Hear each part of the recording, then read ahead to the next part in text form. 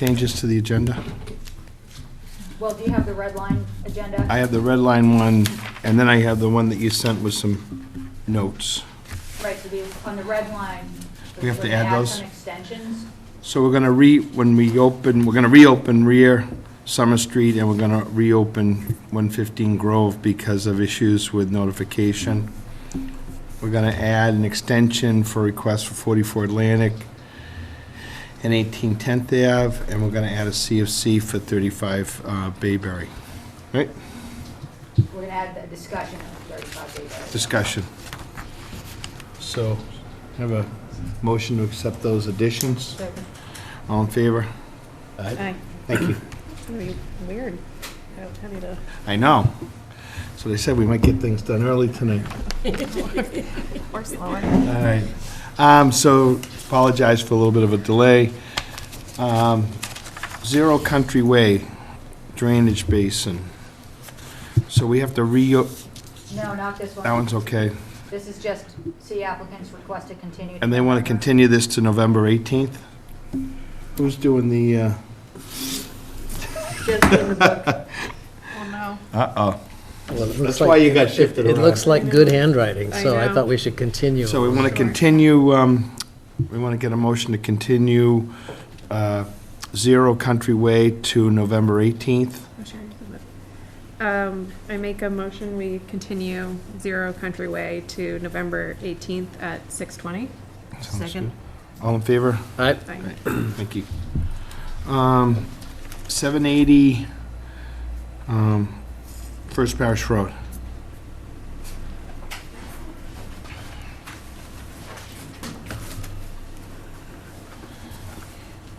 Good evening.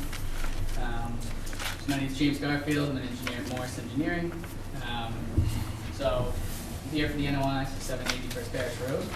Greg Morris previously presented this project to you guys at one of the prior hearings. And this project requires peer review for the wetlands, which we've completed and addressed all the comments from that consultant. The only thing left is the stormwater review, which we'll have to continue tonight because we still need the comments back for that. Our office just wanted to reiterate to the board that the applicant paid for the stormwater review in July. So they just want to get the ball rolling in that as soon as possible. But other than that, we're continuing and pending stormwater. Okay. Who's doing that peer review, Amy? Chesia, which we held off on the review because we wanted to get the resource areas confirmed before we went ahead. So Okay. that's why there was a delay. Do we know when we'll have that? I would say soon. Hopefully this week, next week.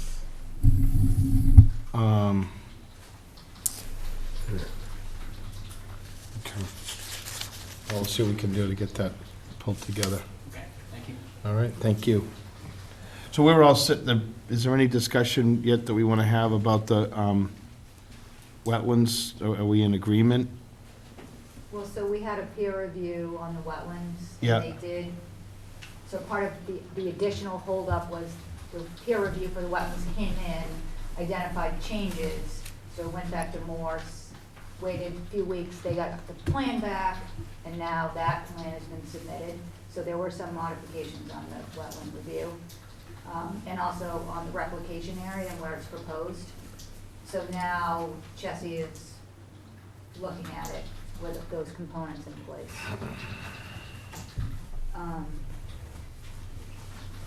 We do not have comments on the last revised plan from Art Allen. So it's in process. So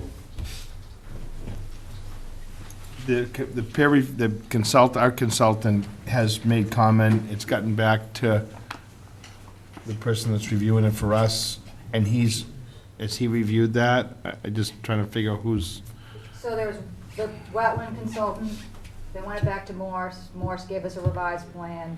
That plan is now out for stormwater review, and it's also back with the wetland scientist for a final sign off on the replication. Okay. But I think that he's waiting for now Chesia to make sure that there's a wetland crossing. Yeah. So there's a stream crossing, or. All right. So they want to make sure that checks out for crossing standards. When we give the project to a consultant or a peer review person, do we give them time guidelines, or do they give us an agreement as to when they'll get the work done? I mean, obviously, everybody's busy, and there's a lot to this, but I think in fairness, there should be, if we're gonna select a person to do that work, they ought to have some time frame placed on them and say, you have to get back to this within, Yeah, they've got timeframes. okay, Yeah, I think that most of the consulting firms and engineering firms are all 3 weeks out. We have that on our website, that's the turnaround time that we're seeing at the different, offices. okay. The minimum of 3 weeks turnaround time. All right.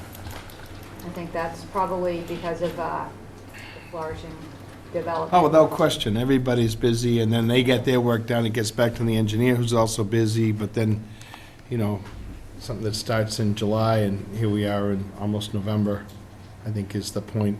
Right, well, Yeah. these were funded the first or second week that we had them in-house. Okay, So it sounds like a lengthy process, but the NOI was filed in July.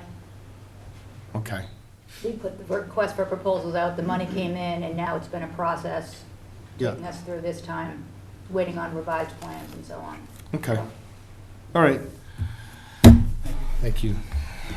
So you need to continue that. So, When what do you think? Can we move this to the next meeting? I think I would do that.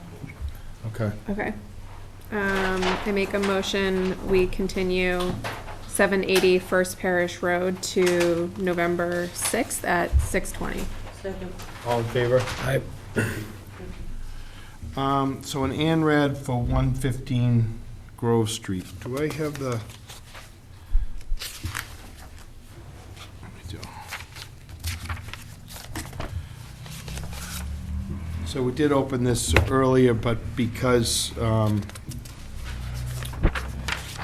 some abutter notification, we're gonna reopen this. I think everybody's been properly notified at this point. So on October 21st, 6:20, Town Hall, Scituate Conservation Commission will hold a wetlands hearing under Chapter 131, Section 40, Massachusetts General Laws, and Section 30700, Town of Scituate Code of Bylaws regarding the application of Henry Holmes for an abbreviated notice of area delineation, an ANRAD, on properties located at 115 Grove Street and 577 First Parish Road, Scituate. Abutters and other interested parties are invited to attend. So again, for the record, my name is James Garfield, engineer at Morse Engineering, here for the ANRAD for 115 Grove Street and 577 First Parish. So what we're here for tonight is essentially just to confirm the resource areas out on this site. Brad Holmes originally went out to delineate them, and then Art Allen went out for peer review and confirmed them. Any comments that Art had, we had addressed on this plan. So just to kind of run you through the resource areas, we've got, well, I guess first to run you through the properties. We've got First Parish Road at the top of the page, Grove Street along the side. We have 3 parcels, 2 being common ownership for 115 Grove Street, and then the larger parcel is 577 First Parish. So in terms of resource areas out here, we've got 3 BBWs, one shown here, here, and then a third one here that is connected to the second one via an intermittent stream. We've got an IVW shown here, and then the purple line down the bottom is the mean high water to First Herringbrook. So, yeah, we're not proposing any work under this filing, just to reiterate, just confirming the resource areas. So with that, I'll leave it to you. Okay. Doug? no, do they have to show the riverfront area on an ANRAD? Well, that was a question, I think Amy and I were looking at some of this, and it seemed like in an aerial piece like this, still another intermittent stream or something like that that we can get to, but the riverfront area, that, shouldn't that be shown on an ANRAD, or is there Just one? the resource areas, so they're not showing the buffers associated with the resource areas on this. Okay, that's all. Jen? Not right now. Lisa?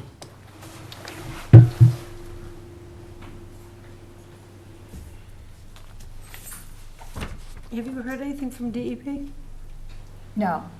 Well, we have a DEP file number, but pertaining to the violation that we have out there that was identified, I did not get feedback on that matter. So, as you guys have been informed, while we were out there for the site visit, we discovered, and actually the wetland scientists pointed it out, but the intermittent stream has been culverted through the backyard of 577R. And so we've been talking about how to address that as an enforcement matter. I did reach out to the state to ask whether or not these should be, would hold it pending resolution of the enforcement, or whether they should act separately. I haven't heard back.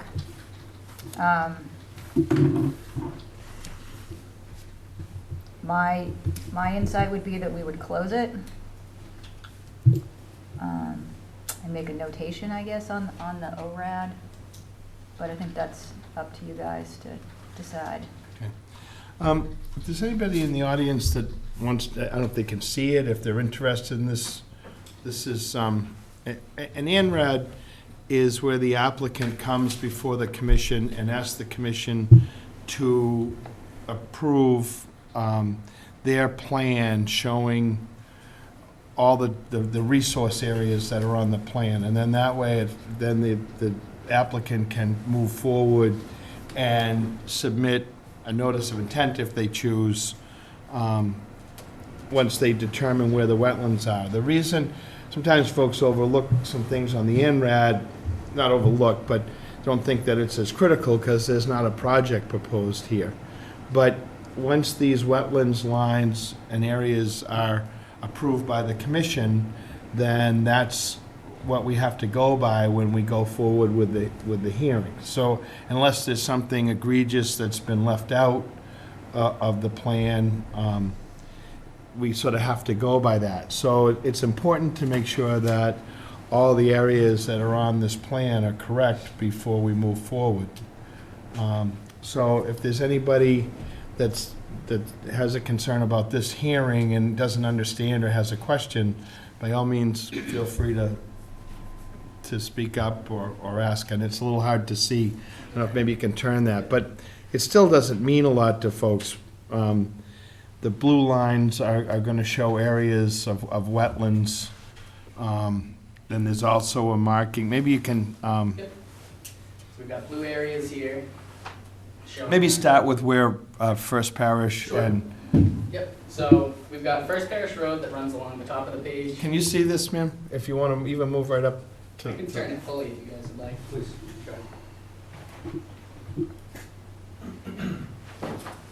Okay, everybody can see? So we've got First Parish Road, runs along the top of the page, Grove Street down the left side. So there's two properties here we're talking about. 115 Grove Street encompasses these two parcels, and 577 First Parish encompasses the larger parcel. In terms of resource areas out at this site, we've got 3 bordering vegetated wetlands, shown here, here, and here. These 2 bordering vegetated wetlands are connected by an intermittent stream, shown here. There's an isolated vegetated wetland, shown right there. And then this purple line down the bottom is the mean high water line associated with First Herring Brook, shown at the bottom of the page.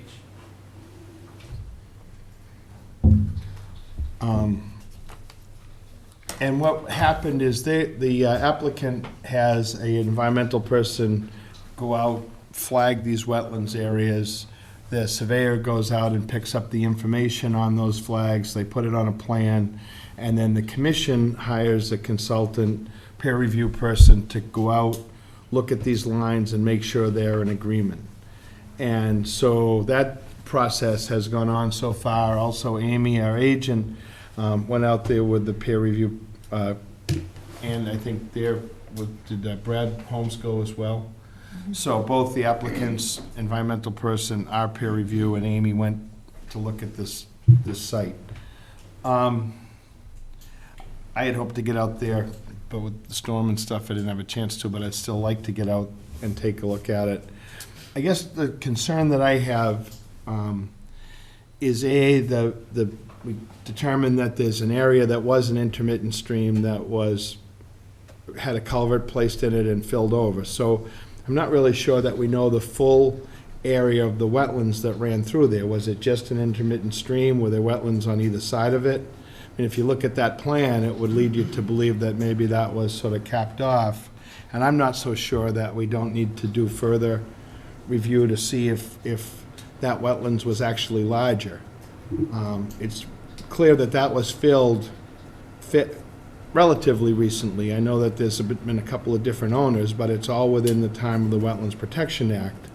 And so to the degree that that area might have been degraded, should probably be looked at to determine how big an area that is.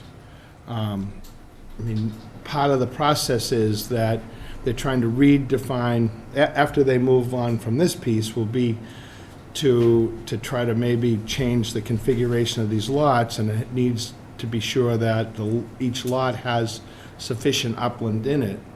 And if that number changes where there was filling, then I think that's important to this ANRAD. So I'm not so sure that I'm comfortable saying that we can accept that. There's also, when we're looking at a couple of the aerial maps, it looks like there may be another intermittent stream that wasn't marked on this, or have I got that wrong?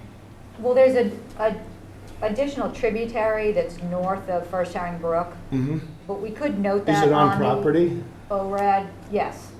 Well, then why didn't it get put on the plan? When asked about that, the answer was that intermittent shouldn't change the buffer associated with what they have on the plan. So I think that the mean annual high water line, well, it takes into consideration the perennial, but it's within the BVW, so it would still have the same protection that's already shown, I think. So you're saying that the one that's marked on there is closest to the upland, and that there's another one, but it's There's another In the BVW. tributary that you can see on the aerial that is north of First Herring,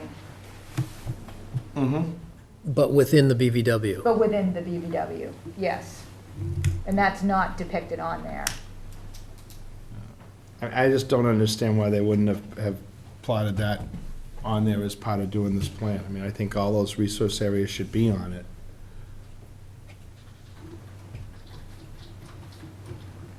And again, it concerns me that, from looking at an aerial plan that we looked at, there's been a substantial lawn added to the side of that house in an area where at one point there was an intermittent stream. And whether there was wetlands on either side of that stream that were filled as well, Would you determine that by soils? I mean, how would we? that's how they'd have to do it. It would have to be forensic at that point. They'd auger down to a point where they could see where fill was placed, and then was there wetlands material underneath that. So would you be requesting then that they do further testing the area of the intermittent stream to determine the extent of any fill if there was any? I think I'd like the peer review, or and maybe both applicants, wetlands people, can tell us if they think that that's significant or not. When you have a violation on a piece of property, and we've had this happen in the past. There are a couple more controversial projects than this, but Herringbrook Meadow was one of them, where they mowed fields and altered the wetland prior to doing the delineation, and it made a difference in how the project wound up moving forward. So, to me, I think it's important that that got resolved before we can accept that ANRAD. But that's my thought.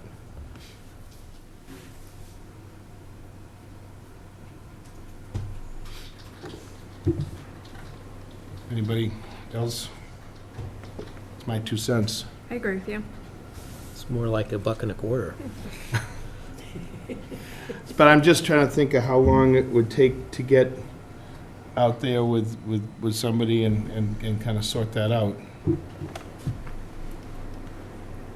Who flagged that, James? Was that? Brad Holmes originally flagged it, Art Allen did the peer review for it.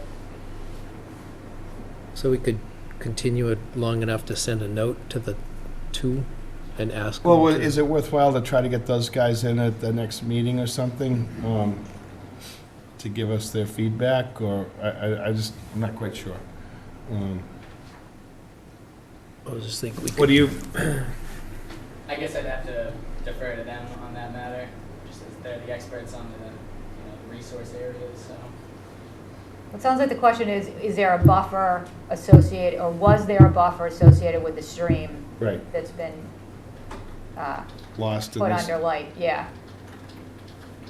But enforcement related to any actions you wanted to take regarding that is separate from this ANRAD, so Absolutely. this is just agreeing on the resource areas. Yep, Um, but I still don't know whether that's, and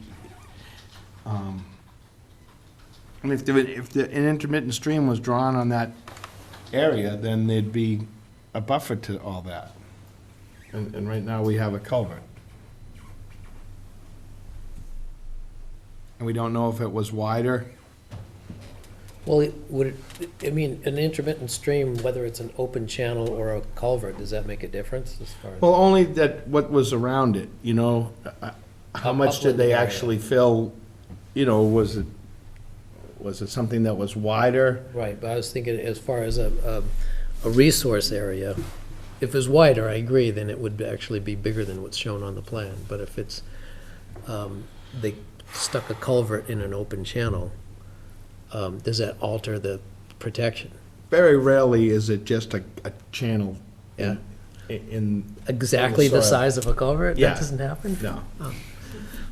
I don't know, I'm just thinking, I don't know how soon it would take to get, say, Art and Brad back out there maybe together, maybe a couple of commission members or something like that, and literally do a little bit of augering on either side of that. It's a lawn.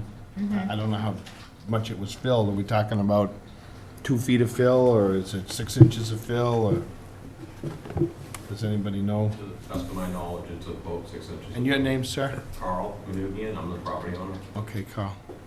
So you think it's about 6 inches? Yeah, the reason it looks so much bigger from an aerial photo is because I bought the property at the end of 2015. In January of 2016, I had power go out 3 times in the first 4 weeks I lived there from trees going down on my own property. Yeah. So I had the tree guy come in and take down any trees that he thought weren't healthy that could either land on power lines or my house. Sure. So there was a lot of trees creating an apron, I guess you would call it, around the backyard. Canopy, yeah. And he took a lot of them down. I replaced them. I planted 13 new trees Yeah. to replace whatever was taken down. And we understand that you bought the property fairly recently, and we looked at aerial photos, and whatever was done here is prior to your purchase of the property, so, Yeah, you know. because by looking at the aerial photos, you can tell there wasn't an open stream there Right, well, when I bought the property, Yeah. as of the date I bought. and a couple of the aerial pictures are pretty grainy, so it's Yeah. hard to tell for certain, but, But I did, I'm sure the landscaper did bring in some loom. sure. I guess my point is, if it's only 6 inches, that, what they use for augering are these devices that just hand, you know, you put them in and Right. twist it down. They can go through 6 inches alone Yep. and look at that beyond it. If this was 3 feet of material, then Right. we'd have to think about something more complicated. So I'm just wondering, Amy, do you think in the next, what's our next meeting? November November 6th. 6th.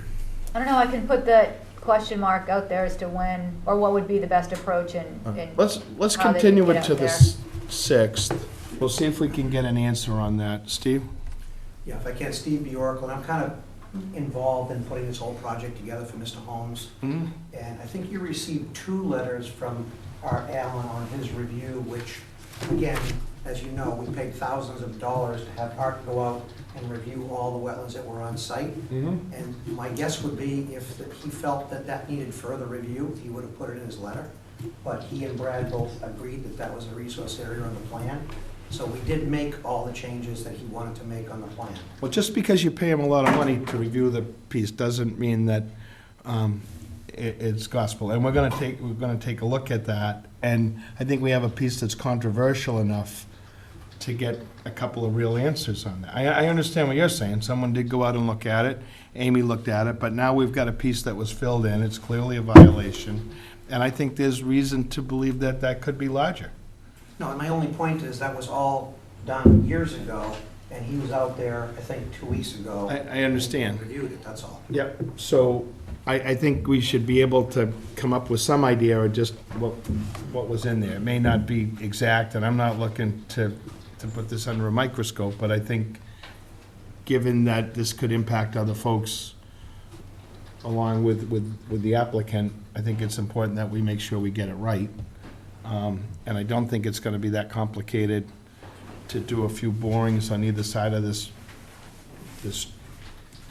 culvert and determine what we think was, maybe it can just stay the way it is. But I think it's important to do that. I mean, in terms of there being a violation here or enforcement order, we can always come back and look at this and say, should something else occur, you know, the best solution may not be to change that piece there, but maybe there's some additional wetlands or habitat or something else that could be done for that, some additional planting of trees or whatever. And Frank, I think it is significant to point out at this time that this whole area, while it's not part of the resource area delineation, it is all ORW land. So Right. that means that it's significant to our drinking water supply, which has significant impact to other boards and committees' decision-making capacity on these properties. So just, what's odd is that when you have a tributary or anything that flows towards the drinking water, it's not the jurisdiction of the commission, but it is the jurisdiction of, say, the zoning board would actually oversee tributary pieces, and it's important that they know where these tributaries are. I guess that's my question on some of these pieces, that all the tributaries and whatnot are placed on the plan. They could ask for it as well, and I'm not trying to be the zoning board, but I think it's important that all that information show up on the plan. Okay. So if we continue this to our next meeting, to see if we can get with Brad and... Yeah, I think that's optimistic, honestly, but Well, let's put it on, and then maybe if there's folks in the room that, we're gonna continue this to November 7th, but it might be a good idea, 6th, but it might be a good idea to check with the commission the day before or whatever, just to see if it's really gonna be discussed that evening, or if it's gotta be pushed out a little bit. So I move to continue 115 Grove Street to November 6th, at 6:20. 6:20. Second. All in favor? Aye.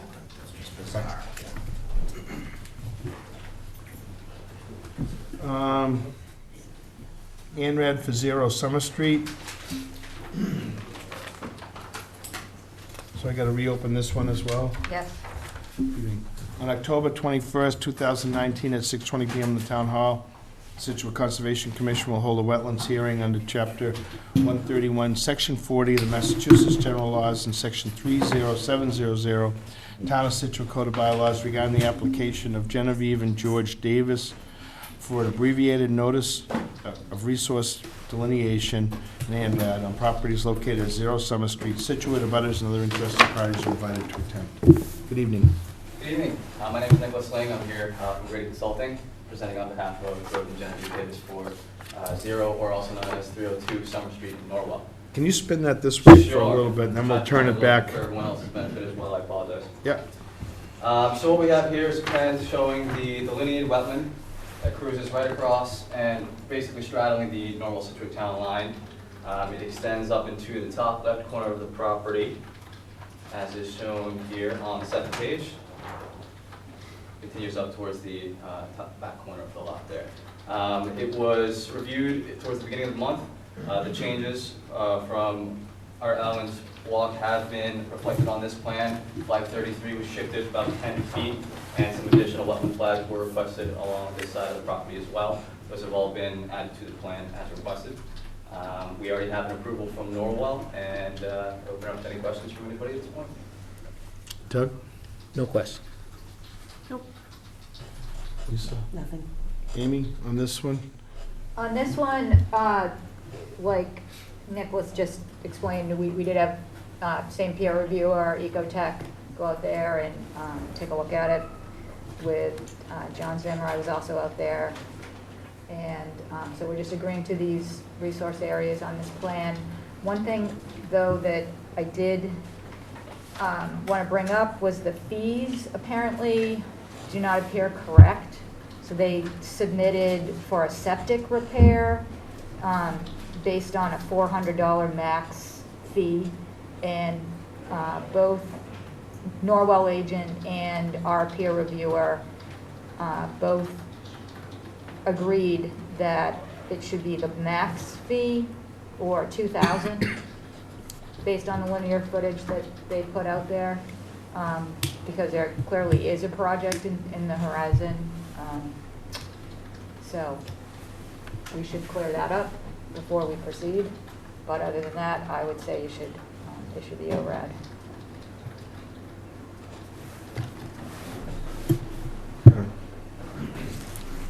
Anybody in the audience on this one? Anybody that has any questions? Steve?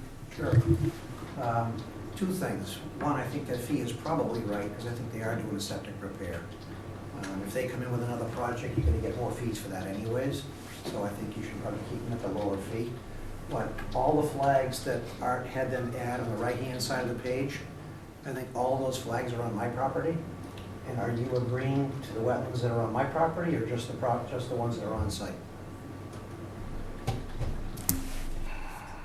Only because I'm gonna do mine shortly, so if those are all, delineated, I don't wanna pay to do them again.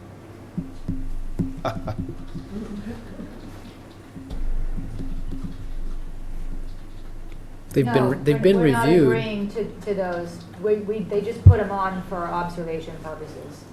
So they didn't walk and inspect that line. They didn't review. They did not. They just had them survey it and add it to the plan. So You mean there were- flags there that were- shown on this property are what you're agreeing to. You mean there were other flags out there already and they hadn't located them yet? No, there was a different set of wetland flags, slightly different. These Oh. flags, obviously, I don't have them all labeled because we didn't want to trespass on your land without requesting permission. But they're all labeled ECR. They didn't have any label beyond that, but they seem to be recognized by both John and Art as they added 4 more flags and asked us to tie into that wetland line. ECR, that's Brad Holmes, isn't it? So they're right. So, My property's all been flagged, the whole thing, a number Okay. of times, so I'm getting ready to file again. But I'm just wondering whether I'm gonna be using Brad's flags and you're gonna agree to those, or am I using somebody else's flags? I don't know what they located out there. And I don't have a problem if they go on the property and locate them, it doesn't bother me. I mean, them doing a new septic system is a good thing. okay, well, I think Amy made it clear that those aren't flags that we're gonna accept. We'll stick to the ones that are on the property. As far as the fees concerned, I'm a little confused. Just what's the difference? So, I mean, other than money, Well, for the ANRAD application for resource areas, you pay by the linear foot. okay? And they've got it broken up into different projects, I guess, and you can claim that you're doing a septic repair, and if it's a septic, it's a $400 fee. Mm-hmm. I know Steve thinks otherwise or whatever, but information out there shows that there is a project that's pending on this. And that comes from Norwell, so I guess we won't know until we see it, and it's probably the majority of the project would actually be in Norwell, not in in Scituate. I'm not sure if any of it would be in Scituate, to tell you the truth.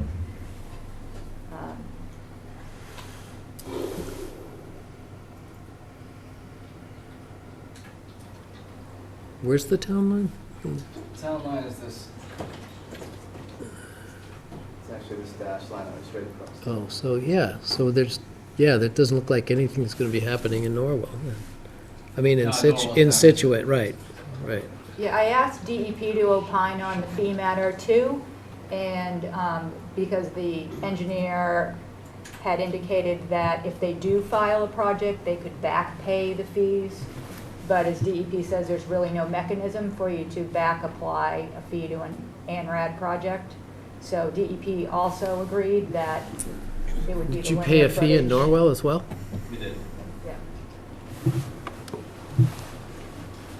Yeah.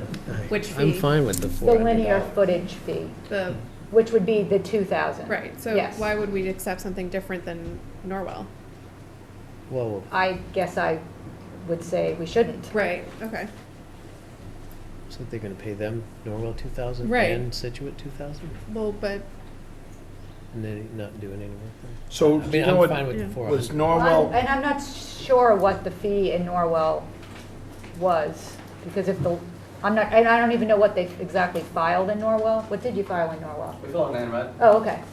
Same plan. exact same plan. Yeah. but it looks like most of the lineal footage of the wetlands delineation is in Scituate. So Norwell only had maybe 100 feet of wetlands line, right? Right, so they did not have the maximum, because it's based on a linear footage. So they max you out, like, so even if you have a really long line as shown on the plan, you're not paying, was it $1.60 a linear foot? I mean, so they max you out.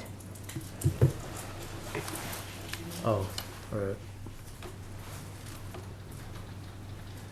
If they have 3 flags, they still nail them for the whole house, whole single-family house. Okay. But they did pay for a peer review.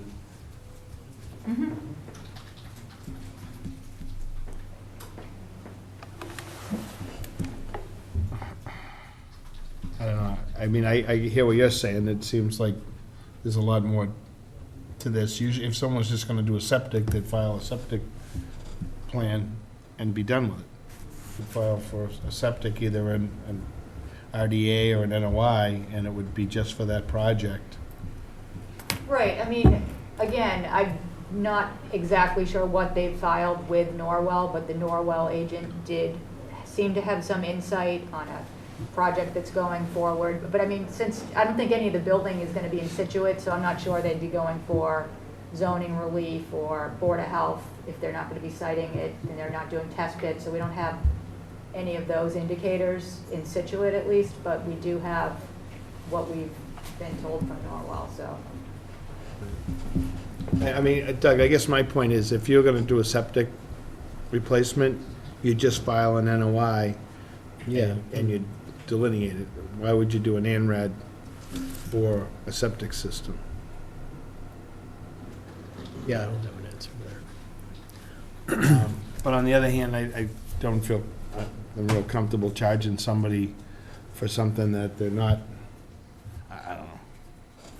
It is too bad that there can't be some back charge or something. If it's just a septic, then, you know, they could be on their way, because people have to do that to sell their property or take care of their septic system, but,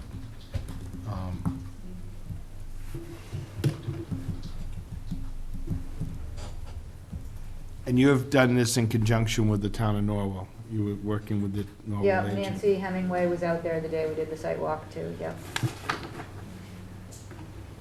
And your thought is that, what DEP's thought was that it should be a higher fee?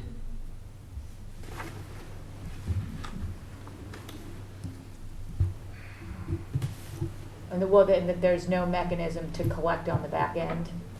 So there's not really like a way you can say, okay, we'll take this now, but if you decide to change your mind, we're gonna back charge you for what you did on the ANRAD. All right, well, we can close this, and then we can hammer out the fee piece. We don't have to vote that, right? I think we can make a motion to close. And we'll work out the fee. I make a motion to close the ANRAD for 0 rear Summer Street. Does anybody else have any questions? I mean, Could you move the map? Oh, sure. That- Thank you. sorry about that. Do you have something specific you had a question about? Well, I'm in the butter. I'm at 159 Summer Street, Scituate. Do you want to just state your name and Oh, sorry, Jamie Spencer Forrest. You said 159? 159, That would be this piece right back here. okay. And everything you're talking about, most of any construction that might be in normal, that's so far. The rest is wetlands. most of the land in Scituate's in the South Swamp. Yeah.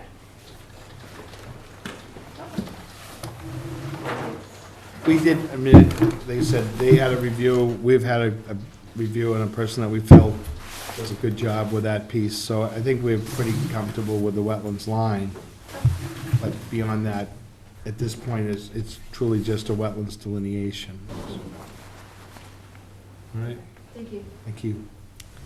All right, I make a motion, we close Yep. the ANRAD for 0 rear Summer Street. all in favor? Aye. Thank you. Thank you. 38 Inner Harbor Road.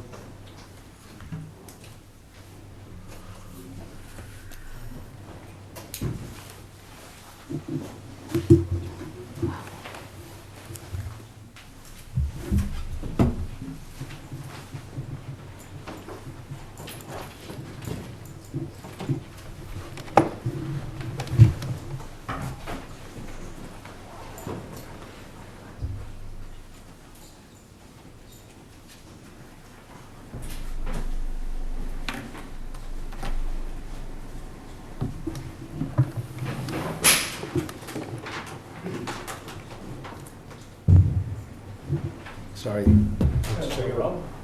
We've already opened this, right? I didn't show up at the last hearing, but I think it was open and continued. Yeah. I think we were looking for Board of Health approval, sorry, go ahead. Yeah, no problem. Okay, project before you is a septic repair. No, hold on. I think you should open it. I'm not so sure we opened this. Because I have it under a new hearing. Oh, no, it's under continued, you're right. Yeah. It says 6:20, okay, yep, you're right. Never, I'm sorry. I'll start with- My name's Darren Gray, Gray Consultant. I'm here on behalf of the Everett homeowner. Project before you today is a septic repair at 38 Inner Harbor Road. If you're on Inner Harbor Road coming in, this is the last house before the road ends. The project is within two resource areas. One is land subject to coastal storm flowage. It's in a velocity zone, elevation 17. It's also on a coastal beach, or coastal dune. The Board of Health did approve this last week. Proposing a silt fence on the property line is a limit of work and to keep sediment from the construction activities on our property. I believe the proposed project is a substantial improvement over the existing cesspool that's here, as the cesspool does not have proper groundwater separation, and the new septic system will. If you have any questions, I'd be happy to answer them. Doug? No question. Jen? Nope. Lisa? Improvement. Amy? And we do have Board of Health, so you might have said They that. do, yeah. Yes, we had to revise the plan, and we sent in a new revised plan. The changes they asked were a poly barrier, and to add a note to this property that there was no records for the septic system. Okay. Anybody in the audience? Okay, make a motion. Good, I'll accept a motion to close. I make a motion, we close 38 Inner Harbor Road. Second. All in favor? Aye. Great, thank you. Thank you very much. 67 Border Street, Doc. Thank you. I gotta read this one, so.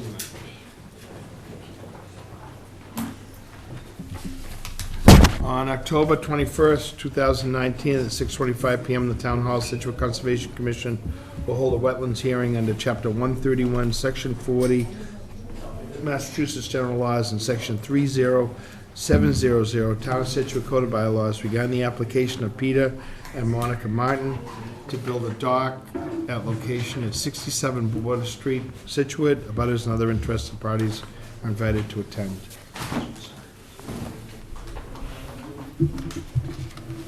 Evening.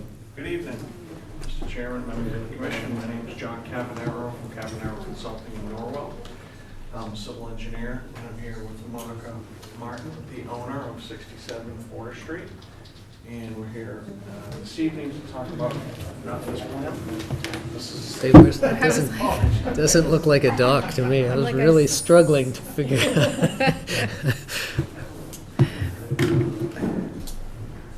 I know we're getting a pool. There's the dock. Well, here we go. Here's the dock plan. My apologies. Everybody else. The viewing audience, probably all of them jumping up and down there. I don't know how much of an audience is out there, but So, back to 67 Border Street. 67 Border Street is almost a 5-acre parcel that fronts on Border Street. It's crossing, I still call it the Golden Rooster. On Yeah. Border Street. The River Club. It's sort of a meandering lot that fronts on the Gulf and obviously on Border Street itself.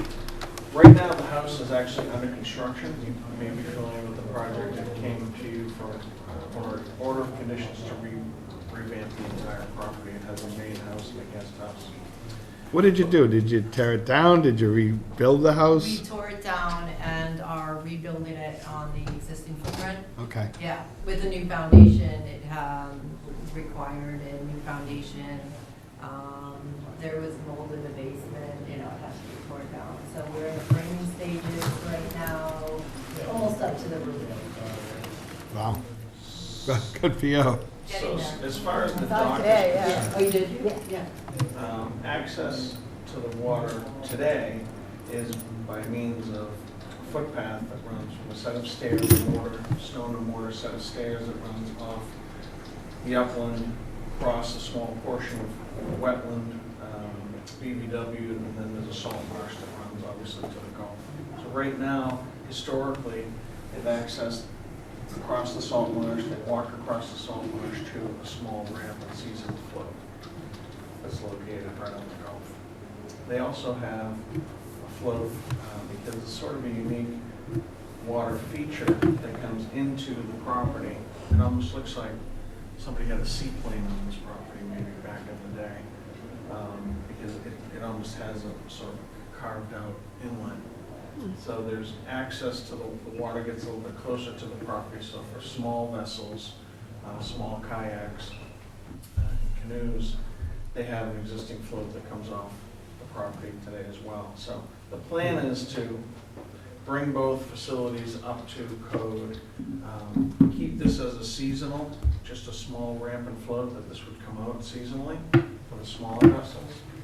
And what we're proposing here is to create a permanent fixed pier set above the salt marsh. Very modest profile by design to keep it at the 1-to-1 width to height guidelines, which is the small docks and piers by DEP. So for a 4-foot wide pier, we have 4 feet of separation from the salt marsh to the bottom stern. We have access according to code for the public when you don't have the large vertical clearance underneath the dock. You still need to provide access for the public for fishing and fowling under the colonial ordinance. So we were providing a set of stairs mid-span. So folks, To go up and over? yeah, that's the law. You have to provide Didn't know that law. up to mean high water people to have access in the Commonwealth. So, because this is all public lands and waters of the United States. So we start with the Conservation Commission order of conditions, and then we go to the state, which also triggers federal permitting. So we end up with a license that's signed by the governor because we're using waters of the United States. So, but what we've designed here is something that we think is minimally invasive in terms of aesthetics. It meets the small dock criteria for separation. We'll have a removable ramp and float that will come out seasonally. This is allowed by right in terms of the zoning bylaw because it's allowed use. It doesn't trigger a special permit under the zoning bylaw. There's no impact to the floodplain. We don't diminish any flood storage. We do have a DEP number that has been issued. As I said, this is our first step. We'll go from here Sure. to the lengthy process through DEP. So, does this trigger Army Corps then? Yes, so work within below mean high water triggers a core permit, most likely a general permit. So it's a review.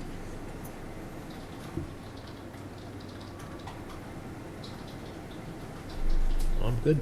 Okay. Jen? I'm okay. Lisa? Any questions? Amy? No, just, I think John covered it, that most of this work is gonna be covered by permits from others. So Chapter 91 license in the Army Corps. They will be using best management practices to minimize any disruption of the salt marsh when they install the piers, which most of the work will be done from the land, with a float. It's similar to ones that you permit in Amarok on the river. Right. We don't see them so often on Border Street, but You know, we have one permitted, and then they actually came back and changed it. It was off of Gannett Road. we just had that in within a month ago, right? Yeah. Right. Yeah. That was a really long pier. Well, this one's not short. They get very long over the salt. Yeah, yeah. Twice as long. On the abutter notification, does the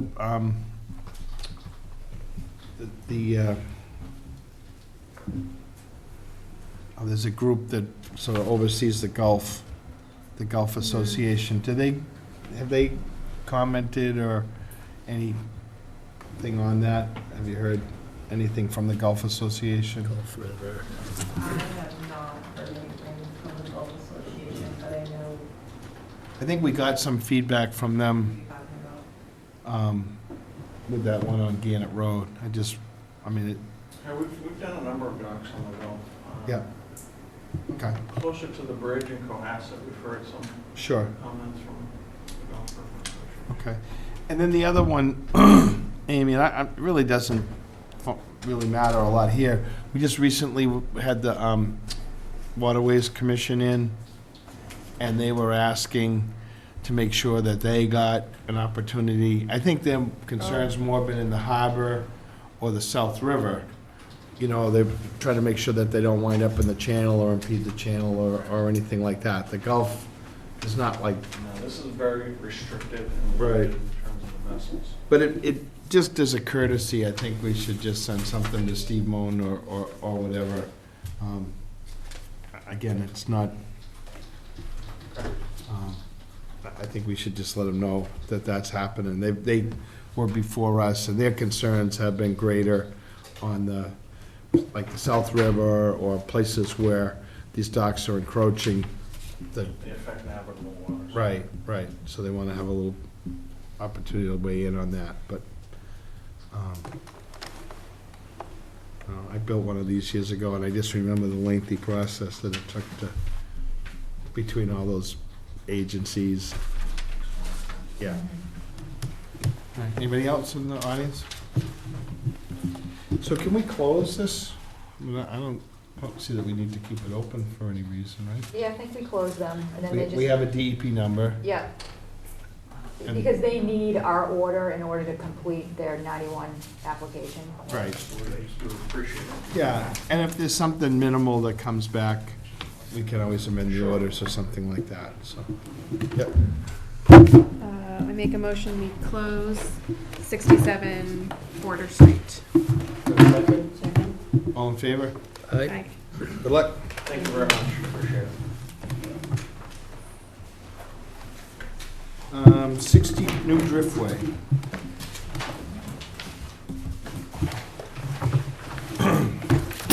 On October 21st, 2019, 6:30 PM, the Town Hall Situate Conservation Commission will hold a wetlands hearing under Chapter 131, Section 40 of the Massachusetts General Laws, and Section 30700 Town of Situate Code of Bylaws regarding the application of Herring River Marina LLC to repair an existing bulkhead and access road at location on 60 New Driftway, Scituate. Abutters and other interested parties are invited to attend. Thanks.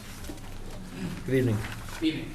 My name is James Garfield. I'm an engineer at Morse Engineering, here to represent the applicant for the notice of intent for the emergency bulkhead repair at the Herring River Marina. So just to start off this presentation, I want to state that there's a Chapter 91 permit for the site that allows for maintenance of all structures within the marina. So as this currently sits, I passed down those pictures. The wall is in pretty rough shape due to eroded soil behind it. So there's a picture in there actually that shows a gap under the concrete sidewalk. It's a little bit difficult to see, but a gap under the concrete sidewalk of just open space to where it actually meets the soil.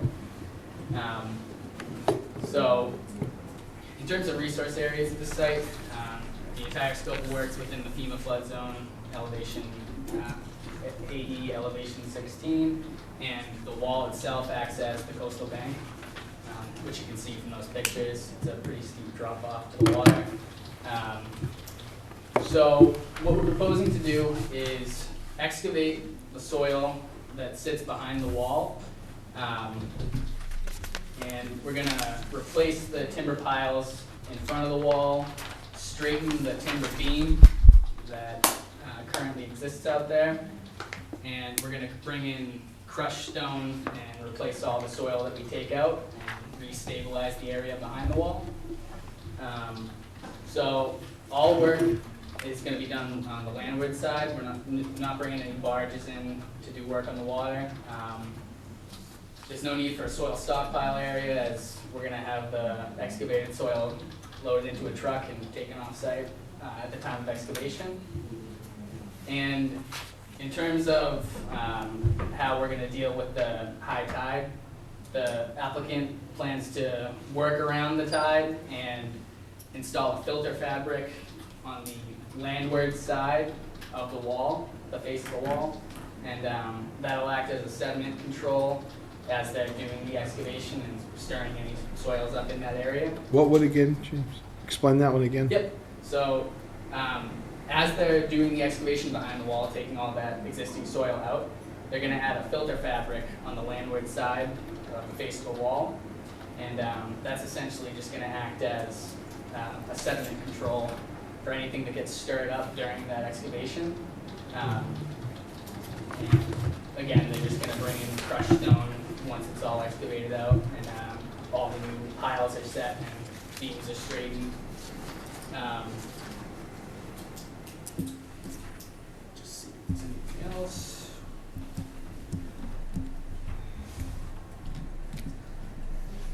I think that's pretty much it. So I'll leave it to you for any questions. Doug?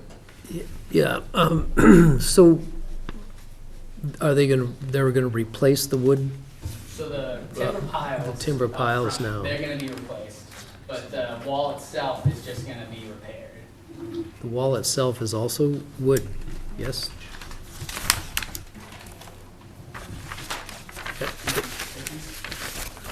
Mike McDonough, Energy Harbor Services, I'm the contractor Okay. on the project. We're gonna sister up pilings next to the existing pilings in between. You can see on his thing that we're gonna keep the old pilings, put pilings in between to reinforce the pilings. On the water side? On the water side. Okay. Yeah, and we're gonna excavate behind the wall, pull out the old fill, put filter fabric down, put tiebacks in to hold the wall back, and then fill that in with gravel.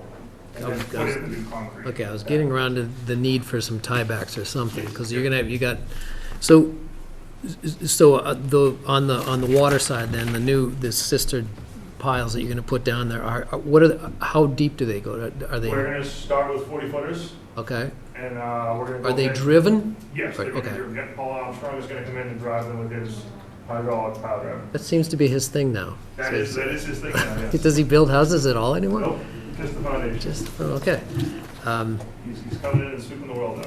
All right. One pile at a time. So I'm imagining then you're gonna have to remove this walkway.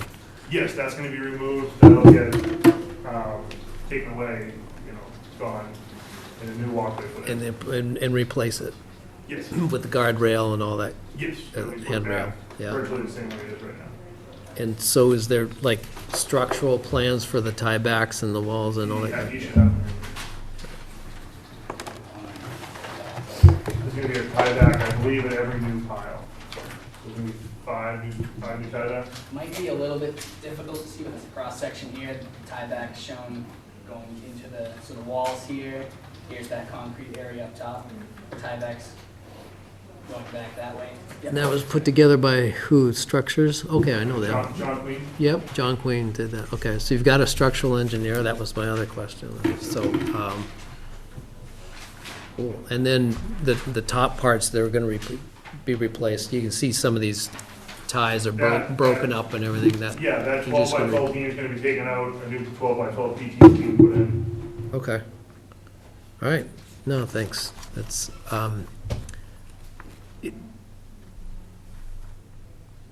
yeah, I don't know how, it doesn't seem like, a construction sequence is gonna be, that's gonna be excavated pretty deep to get down.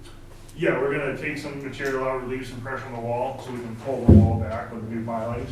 And you just mark that off for safety. Oh, yeah, purposes it's been and marked like off all that. summer, And yeah. then it's gonna be crushed stone that replaces that. That replaces the material that's there right now, where there's historic fill in there, Yeah. that who knows when it was put in. when Or the what wall it was is, built. yeah. Whenever the wall was built, we don't. Yeah, we don't know. okay. All right, thanks. Jen? Do we have, it sounds like there's a lot of great detail in there. Amy, do we have all of that documentation and kind of the step-by-step plan for what they've talked about? James sent in some additional information today, sent in the Chapter 91 license, and also a narrative, which we hadn't been previously provided, Okay. with some construction, no, actually, you haven't given us construction details yet. Yeah, we have missing, The, construction structural, sequence Okay. is on the plan.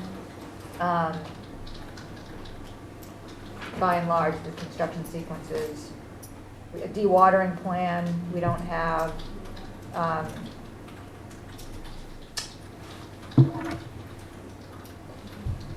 Sedimentation plan for the water, like whether or not, what would happen if sediments released into the water, like maybe a boom Yeah. should be put in the water. And then also just a general question about whether the soil, which is going to be removed, should be, or will it be tested Oh, for the presence of environmental contamination? So, just given the use of that soil, I think that might be something we would want to know about. that's interesting. I did reach out for technical advice to Jim O'Connell on this, since we don't see projects quite like this.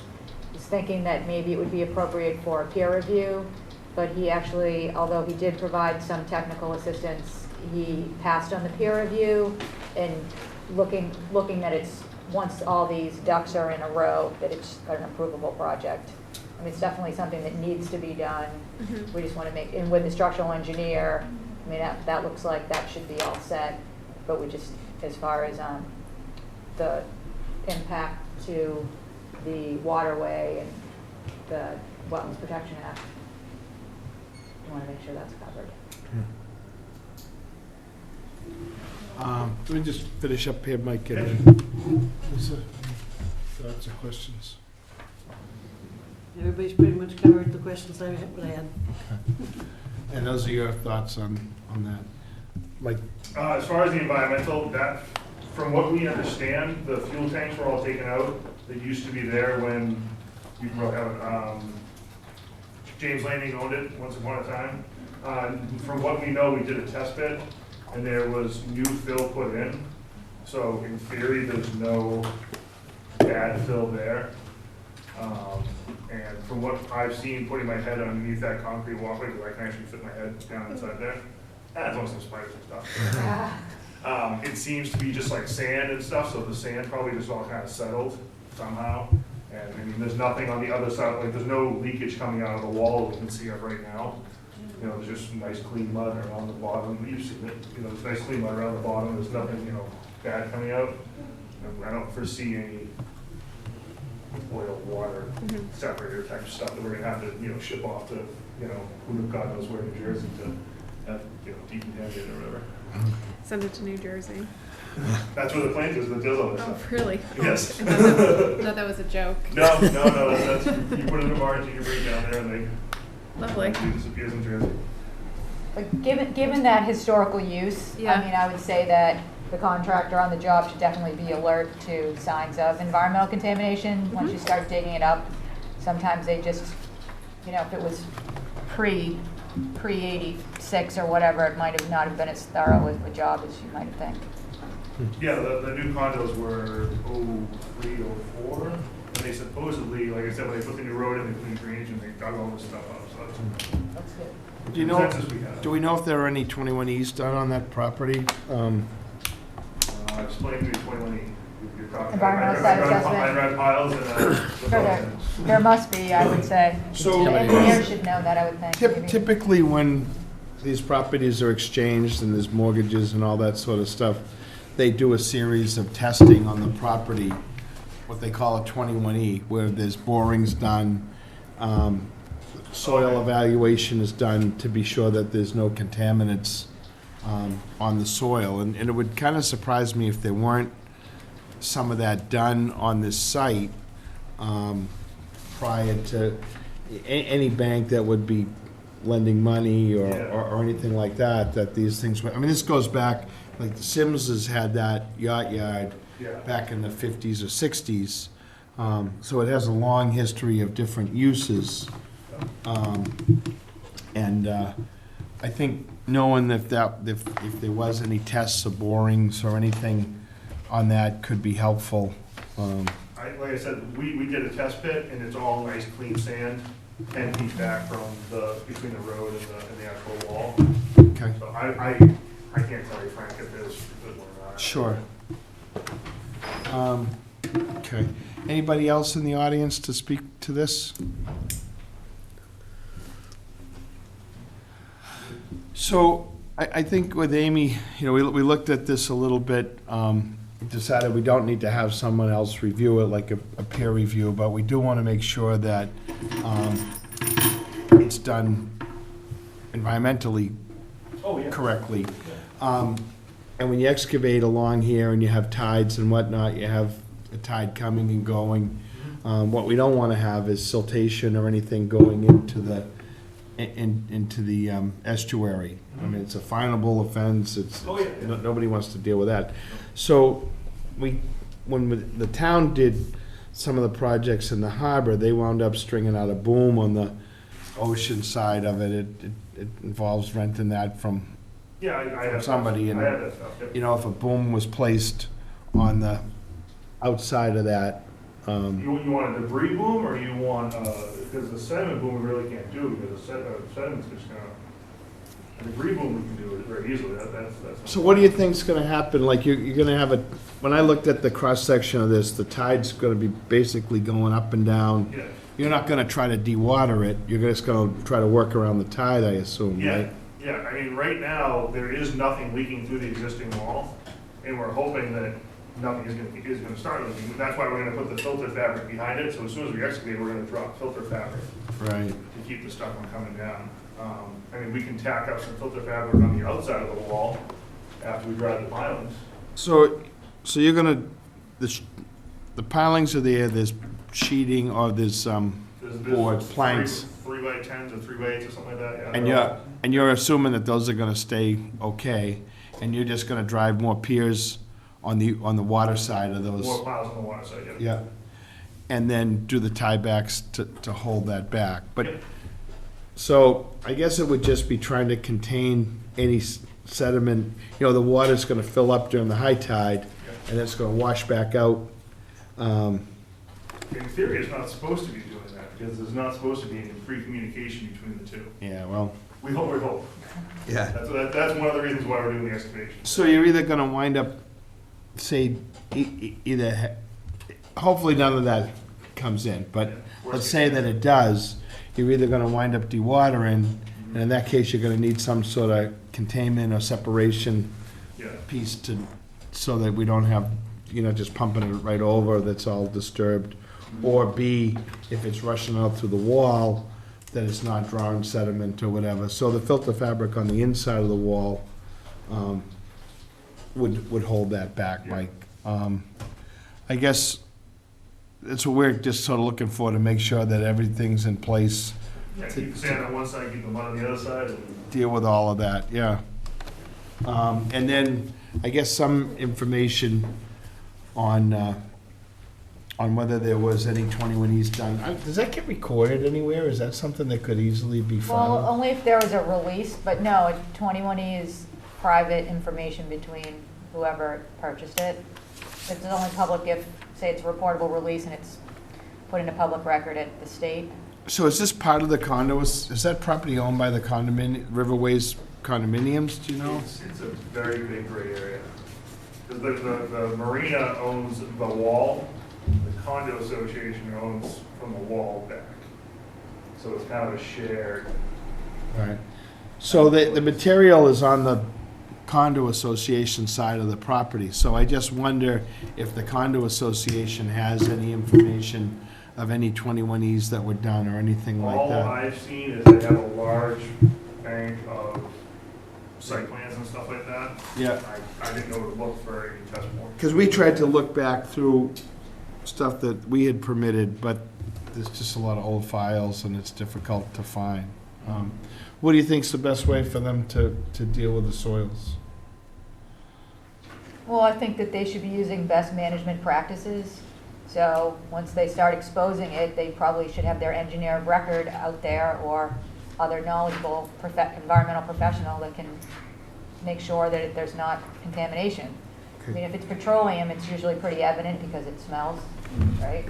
So as soon as if you smell something, Oh, yeah. stop. Yeah, call a licensed site professional. So, yes, sir. Mr. Chairman, I'm Paul Broadman with Seacoast Engineering Duxbury, and the Homeowners Association and I have a contract to do some periodic inspections out there to represent the Homeowners Association during the construction. So we've had a number of meetings on site with the trustees, Ms. McDonough's company, and the ownership is a little bit gray area here between the wall, the sidewalk, and the driveway coming around the curve there. So I mean, I'll be out there as required, at least to represent the Homeowners Association to doing the periodic inspections, obviously to enforce the order of conditions that is usually required here, but just represent the Homeowners Association, make sure things go smoothly, both environmentally and structurally and engineering. Okay, and I'm sorry, your name again, sir? Brogna, Paul. Paul, maybe you can leave your contact information with Amy, or Mike can get it to us, or something, that would be helpful. So, I think we can close this. Maybe in our orders, we can add whatever pieces you feel. I mean, you get the gist of what we're trying to make sure we have. Yeah, we don't want to see anything in the river, no. So I think we can close it, and then we can get the orders worked out so that you guys can move along, and we can make sure that we get our coverage. Yeah, Right. yeah, no, nothing bad in the water, and Okay, keep the sand on the right side. okay, Want to close it? I think so. Yeah, we'll close and then just have a bunch of conditions. That's, Yep. yeah, sure. I make a motion to close 60 New Driftway. Second. All in favor? Aye. Opposed? Good. Thank you. Oh, James, it's you again? 18 Cliff Road on, Yeah, we're not gonna start for a month, so anyway, so. Yeah. thank you. On October 21st, 2019, 6:35 PM, the Town Hall, Scituate Conservation Commission will hold a wetlands hearing under Chapter 131, Section 40, Massachusetts General Laws, and Section 30700, Town of Scituate, Code of Bylaws regarding the application of Doug and Lisa, is it Roder? So, To elevate a dwelling at 18 Cliff Road, Scituate. Abutters and other interested parties are invited to attend. Good evening. good evening. So again, my name's James Garfield, representing the applicant for this raising of a single-family dwelling at 18 Cliff Road. So, to familiarize yourself with the plan, this is down near the fourth cliff end of Humrock, coming up the hill after the fork on your right. So, we've got a property line outlined here in bold. It's approximately 5,000 square feet. The existing single-family dwelling is centered on the lot, and our applicant's essentially just being proactive in this filing. They want to raise the building up on pilings. The only resource area that we show on this plan is the buffer zone to our coastal bank, which we've shown to run along basically the concrete, top of the concrete seawall shown there. But other than that, we're in the FEMA flood zone X, so outside of the flood area. Now, I know Amy contacted us today stating that she wanted to have the wetland line peer reviewed, and our office just wanted to state that we'd like to get a copy of the proposal prior to our authorization of that. Sure. So that's going to be for both this project and the next project up is the one right next door, so that would be the same for both. Right. But yeah, just a proactive proposal to raise the house on pilings. So.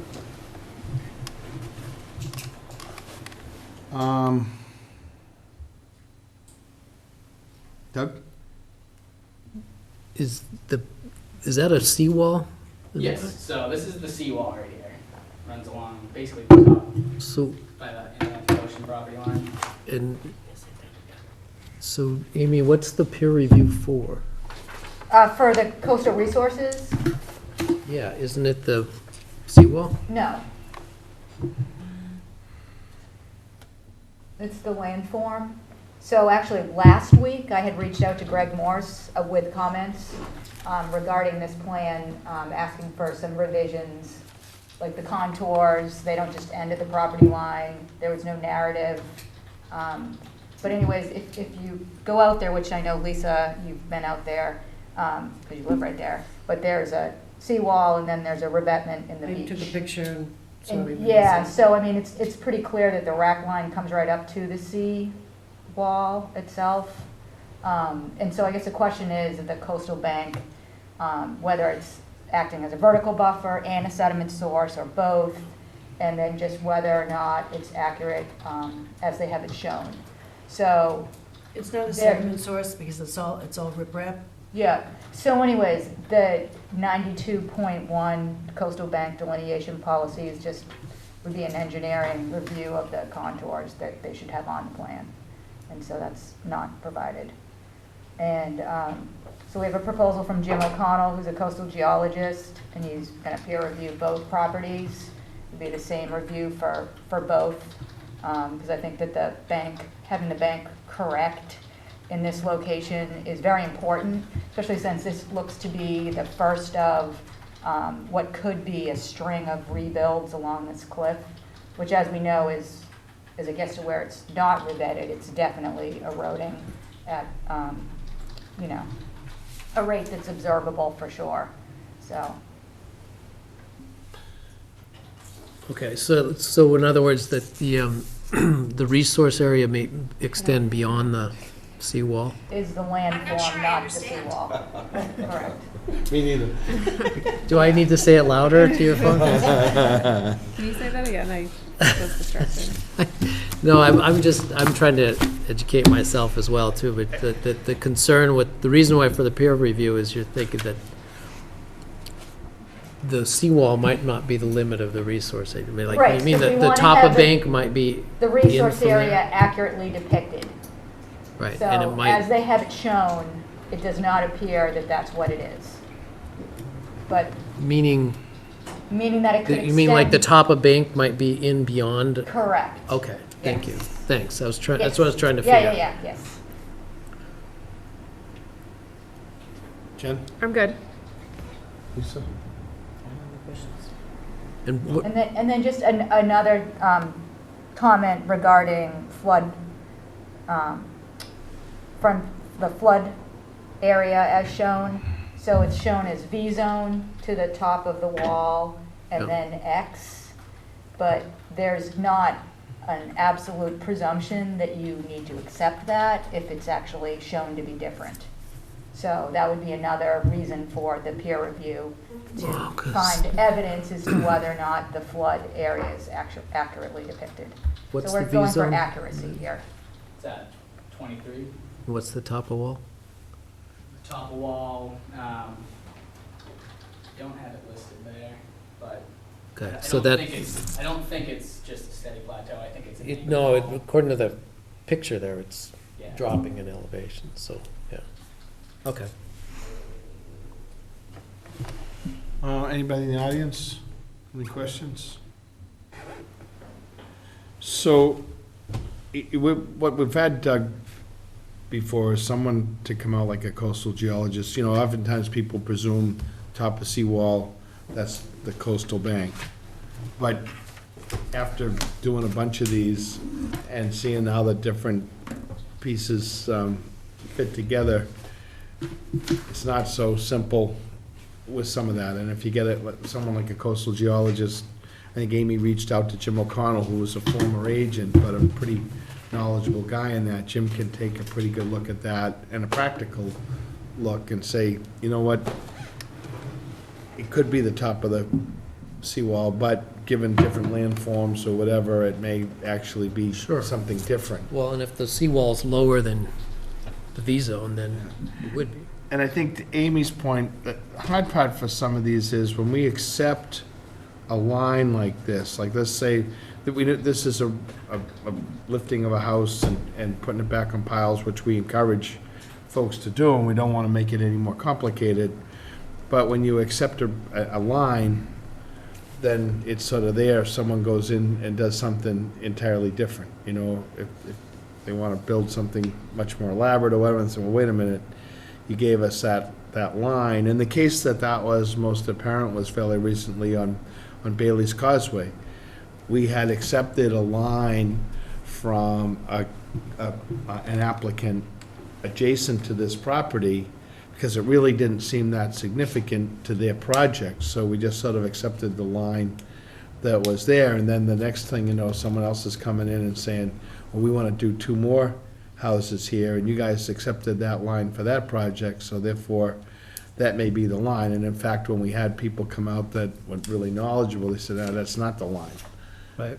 Gotcha. So, I think unfortunately, it's a step that costs a little bit of money, but given the area that it's in, I think it's important that we know that it's correct.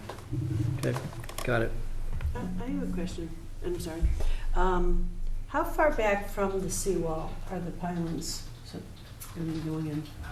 Don't have the scale on me, but approximately 20 feet or so. That's rough enough.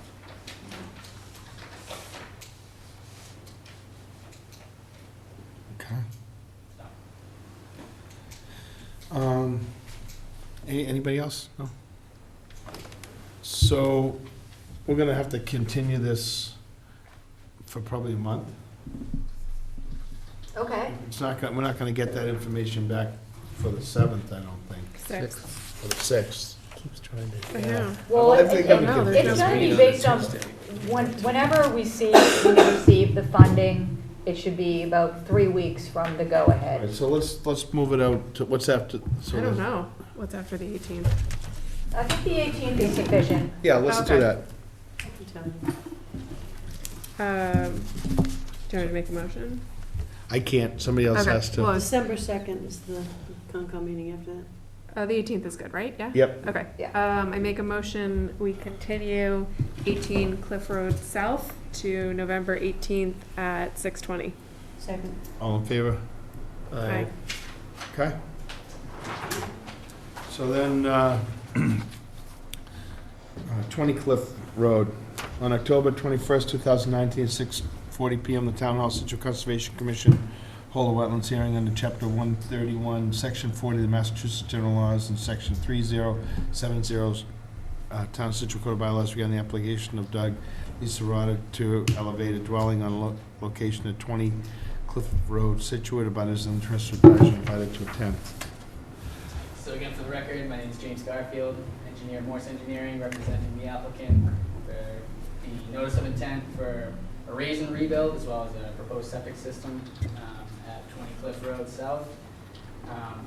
So again, just to start this presentation off, we'd like to receive a copy of the proposal for the peer review prior to our authorization. But in terms of what we have on the plan, I'll kind of give that presentation right now. So we've got our coastal bank again along the seawall at the top of the page by Humrock Beach.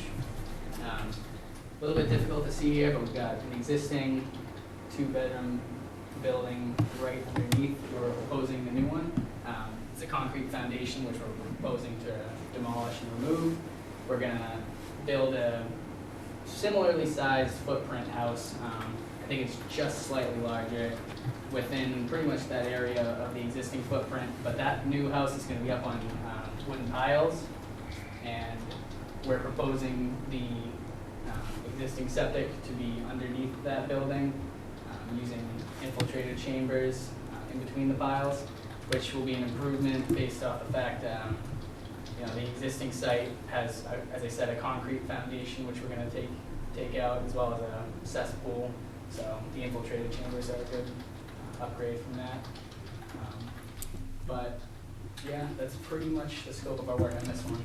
If you guys have any questions. Doug?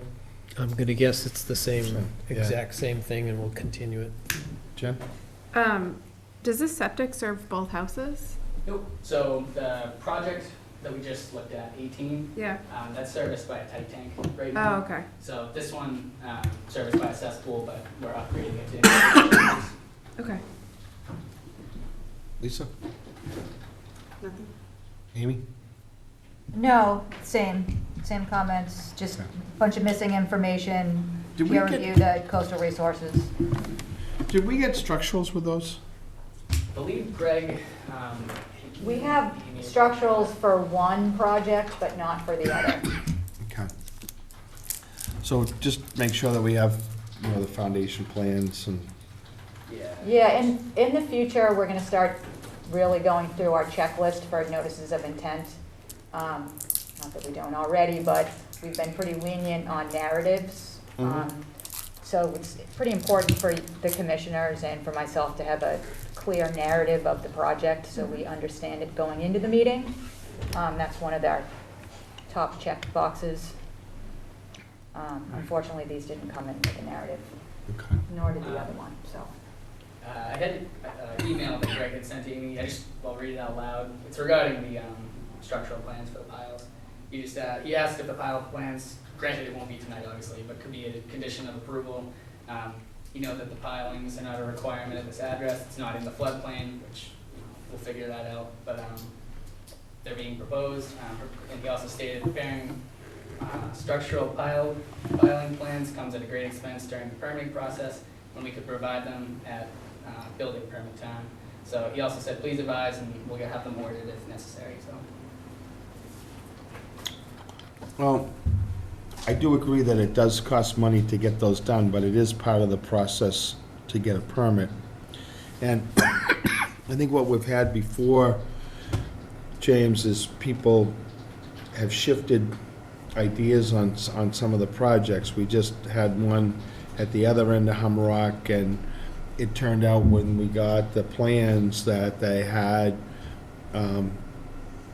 proposed supporting the house that weren't conditionable.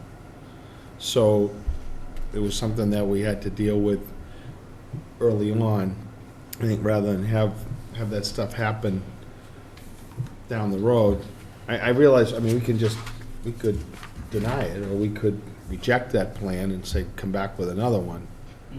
But ideally, we'd sort of have everything at the hearing so that the members could take a look at it. I know people are anxious to move some of these things along, and we don't want to slow folks down from getting their house in the air.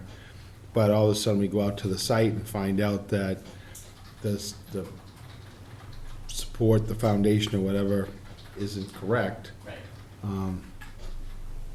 I think it's important to get it done, or at least get something in. And I think the narrative piece is important to kind of spell stuff out a little bit more. I get what he's saying, and it also takes time to get him from the engineer, and again, everybody's backed up. But we don't want to be in a position where all of a sudden we're at odds over how the house was supposed to be supported or whatever, so. Anything else? So we'll do this the same, can move this, Sure. continue it. I make a motion, we continue 20 Cliff Road South to November 18th at 6:20. Second. All in favor? Aye. 73 Border Street, a pool.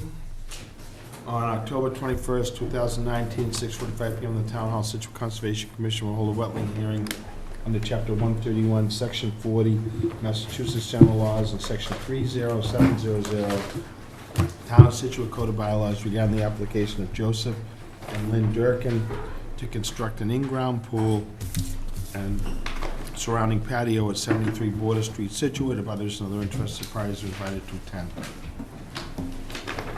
Good evening. Here's the pool that we had Charlie showed earlier. Again, my name is John Cavanaro, civil engineer from Cavanaro Consulting, Norwalk. I'm here with Lynn Durkin, the owner of 73 Border Street. And 73 Border is actually right next to 67 Border, property that we're recently here for.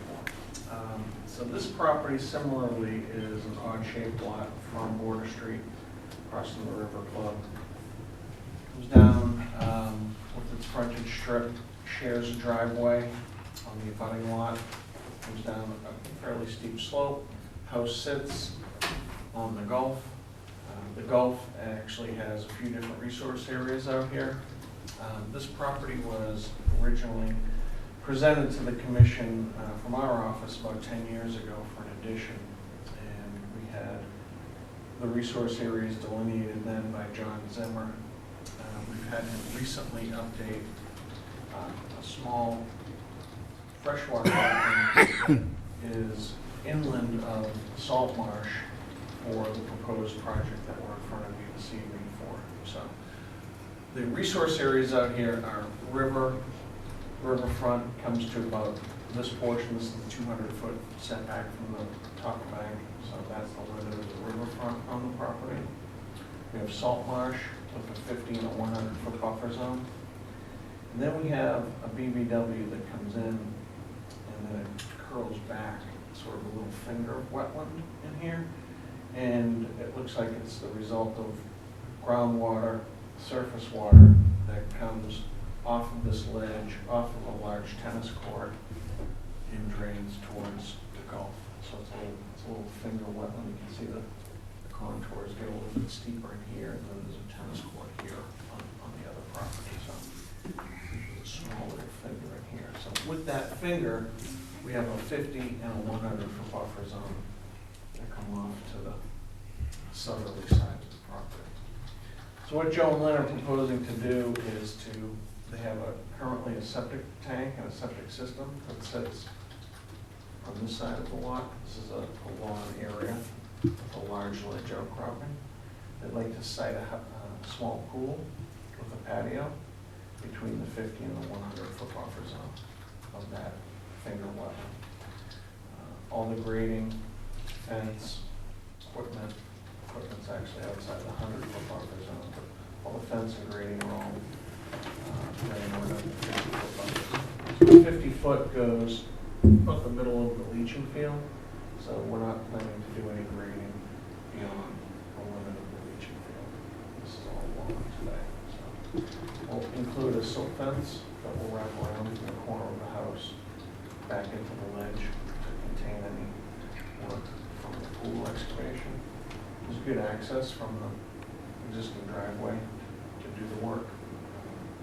Essentially outside of the 100, so we're not working anywhere within the 50-foot buffer zone. This, we're not, as I mentioned, in the riverfront. we're not in the floodplain, so we're not triggering any of the permits. Do you have a DEP number that was issued?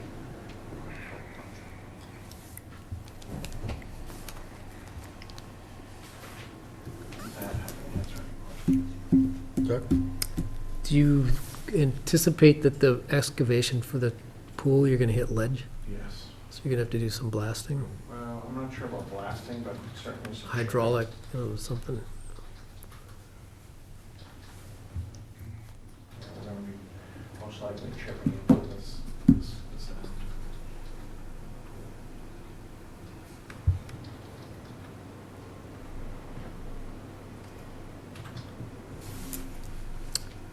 I think that's my only question. We can circle back. Jen?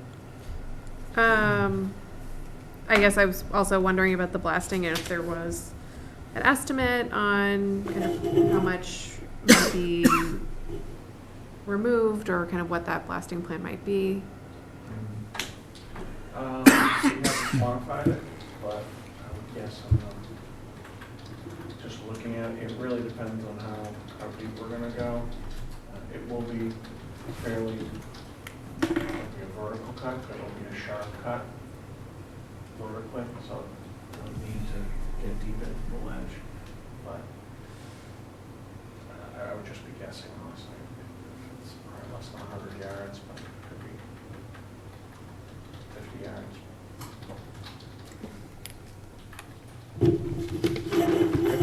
Okay.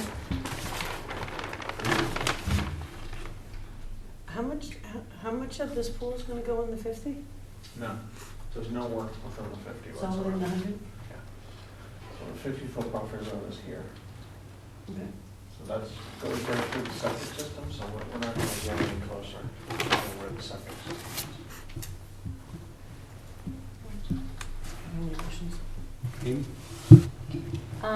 Yeah, so like John said, they permitted an addition back in 2009 under 68-2182.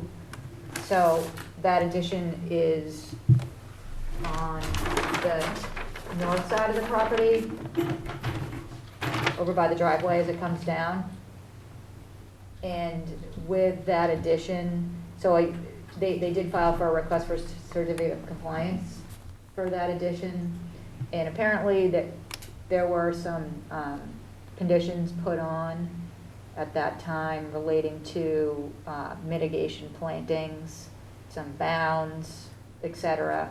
So I did take a look at that. Not all the plantings have taken. I did not observe bounds along, I think it was the 8 or 9 foot contour. But I think that those could probably be either wrapped into a new order or perhaps you'd put a partial on it.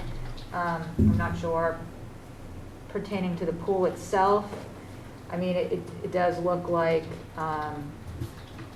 this would be could be considered a segmentation of the addition. So cumulatively, I wonder about the effects as it relates to our stormwater bylaw. So thinking that you could also condition maybe some stormwater infiltrators or something like that to deal with that.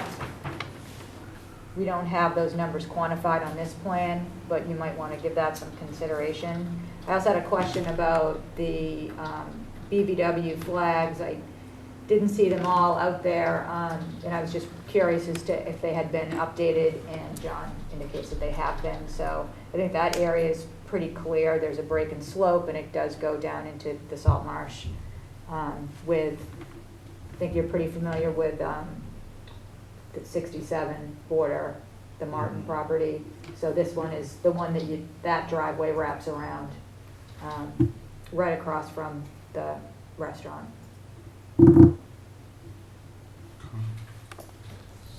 So, can I comment Sure. on the segmentation? Yeah. This work certainly doesn't trigger a stormwater permit. On its own. Yeah, well below the thresholds. That didn't really enter the equation at all, Mike, just because that was so long ago. Well, is there a timeline on that? No, So this is 10 years since that addition. So what that means if say you were doing a building on your home or adding on to your house, you do a small addition, you don't trigger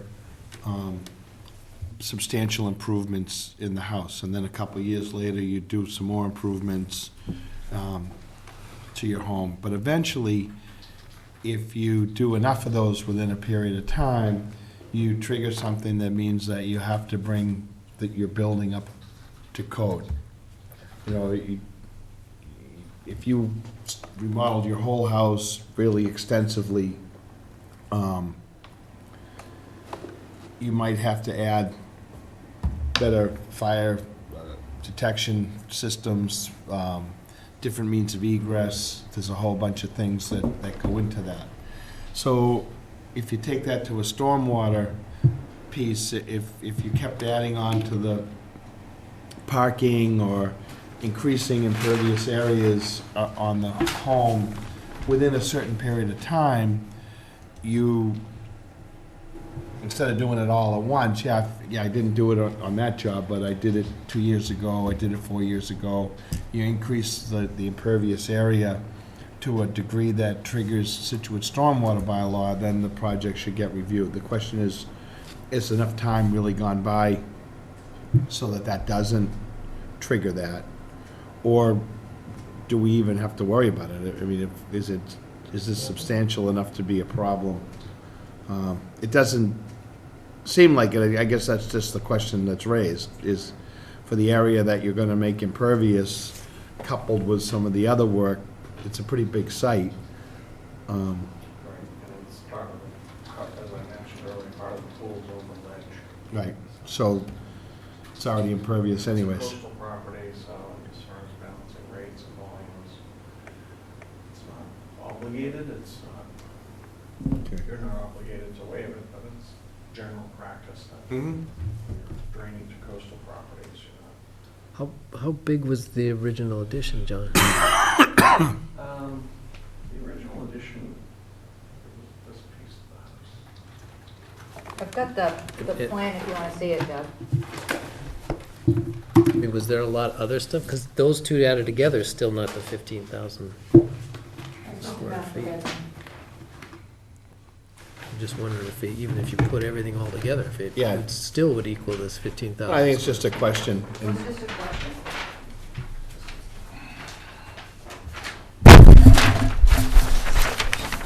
Oh, okay. Yeah, this is a deck. Sure.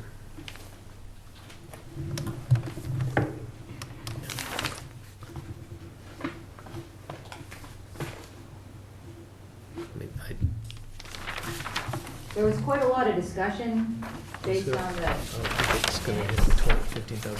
from this project back in 2009, enough to require some plantings.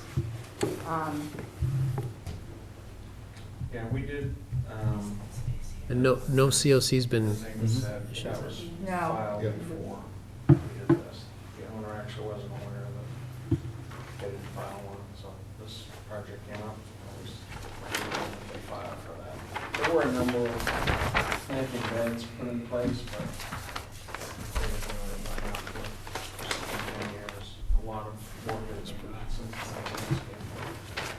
But as Amy mentioned, we'd like to maybe condition that on this. Yeah, it's- Uh, planting shouldn't be we can too big add of a deal. Yeah. some of the posts as well. yeah, I think that's a positive. You know, that's the commission's goal, is to protect these resource areas as best we can. At the same time, the property owners be able to enjoy it and use it. So we just gotta find that compromise, and if we figure out where these posts or wetlands markers should be, maybe figure out what's missing for plantings or what needs to be added. Sometimes a lot of them can be really nice for the property as well. You know, just an environmental piece, if you can find something that works. I think that one of the questions is, with the pool, you have a pool with treated water and all that sort of stuff. If you have to discharge some of it, where does that wind up? Well, they don't have the conventional backwash discharging like they did in the past. They bring it up, essentially, I don't know if you want to speak to your, but they don't get emptied and drained out. They get taken down minimally. Mhm. But if you have a choice, first pool, if you want provisions for, I just need to know what's gonna happen, where would it right? go? That it's not gonna wind up in the marsh No, or of course something not. like It that. would go up, probably up and over the hill, I would tend to say, where the decking's gonna be. So where would that be? I mean, It's actually, everything I'm would not- end up draining. yeah, up there you'd have a long, but really, we've had many pools, and you don't, John, you're right, we don't drain. It's. No, I know you don't drain it, not but backwash. sometimes you have to pump it down some, or, Yeah, it's or it's whatever. just not pools nowadays. It's not like what you think of in the old days about training. They just, they kept at a higher level. Sure. All right, how do we want to resolve the plantings and the, markings? Well, What are they the telling me about these orders markings? from, the previous orders were pretty specific about Yeah. See that? CFC and concrete bounds protruding 8 inches. I mean, it was very specific, Yeah. more than we do now. 8 inches above the ground, as well as a fence or split rail with a minimum of 4 signs on 4x4 posts reading wetland non-disturbance. Should be placed along the 9-foot contour. This plan should be produced and recorded at the Registry of Deeds prior to any certificate of compliance. The condition shall outlast the order and recorded on this certificate of compliance. I know, And then we've got, Pretty harsh. yeah, that was a pretty major condition. We don't usually do those. I don't, what's the placing concrete bounds on a contour line? Yeah, Seriously? yeah. Up 8 inches out of the ground? Is that in lawn area? Where would that be? God, can we not do that? Probably wasn't my vote, though. Yeah, it was a different commission. Although Frank and I Ken really, Yeah, I Paul don't- were on I it. be honest with you, really I don't like I don't that. even remember it, to be Yeah, honest. well, so it was a long They're, time ago. they're Generally, sticking what up we'll 8 do, inches like timber, that. Yeah, do a quarter sub, yep, put a post on it, put it, I mean, generally it's a 50-foot buffer zone. But Right. we can- Is that what you're marking as the floodplain? What do you, it's so, it's usually marking the, That's what they were getting at. I think Right. if 8-foot comes in, floodplain back down. and they wanted that marked so you wouldn't encroach on it, right? I would so be in favor to not having them, because they have to dig a 4-foot hole to put in a concrete bound, and you're gonna leave it up 8 inches, which it's a hazard. I don't disagree, I don't really I mean, remember I wouldn't this. want them in my yards with my grandkids running around and tripping. I mean, we get complaints when we have to put them in on property markers, and people go right out there and cover them up, because Yeah. your mower go, All right, yeah. well, let's come up with something that's more realistic. Yeah, paint mark. I agree. What did you say, like, Well, we usually do 4x4. And set those a couple feet down. because what we were marking, we had another project, and we were talking about the parking lot, and they were in the buffer zone, and we were gonna mark it so they didn't encroach on the parking lot. Right. We were talking about little wooden plaques or something. If you do the riverfront. Sort of in between salt marsh and floodplain. Well, I think we can talk about this once we. Yeah, we can talk close about it, that, but something, I'd like to see something I not, think you get the gist, we want to, again, we want to try to protect Yeah. the resource areas, but with something that's reasonable. I think I'd like plantings. Well, I think that, work on that. Yeah, I mean, you know, something looks nice. So do we want to, But hey, we can talk about Close, that. and we've expressed that, so I think just working that out, and then maybe we're gonna want you to come up with some sort of planting plan or pieces that are on that, but, okay. Okay. I make a motion to close 73 Border Street. Second. All in favor? Aye. Good. Thank you very much. Thanks, you. guys. Thank you. Thanks for coming out. Thanks for the suggestions, all of you. Great. Thanks. We have 28 Standish for an RDA, right? On October 21st, 2019, the 6:15 You know what? meeting. On that one, it's Paul Marabito, it doesn't look like he's here. Well, we should at least open it So- and continue it. How about if we jump to something else and we'll just open it in a few minutes? Is Paul coming? He is. I think he was thinking we were gonna be longer than we are. I bet he'll be here very soon. Okay, what else do we have? Well, we could vote on the order. We could vote on the extensions. Fire away. We could talk about the C of Cs. You pick. I think Jen needs to Oh, take the sure. lead on the orders. I'm new to this side of the table. I make, so we're voting on the order of conditions? Yes. I make a motion, we accept the order of conditions for 96 Hummerock Beach. As written. As written. Second. Second, all in favor? Aye.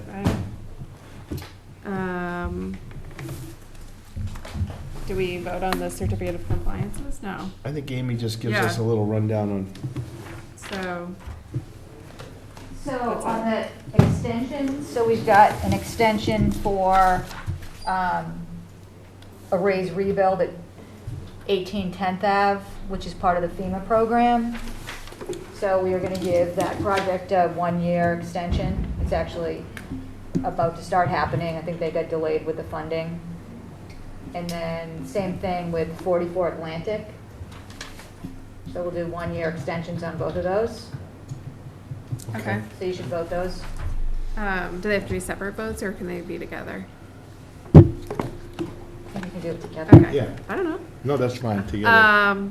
I make a motion, we extend the order of conditions for 44 Atlantic and 18 10th Ave, as written. Do I have a second?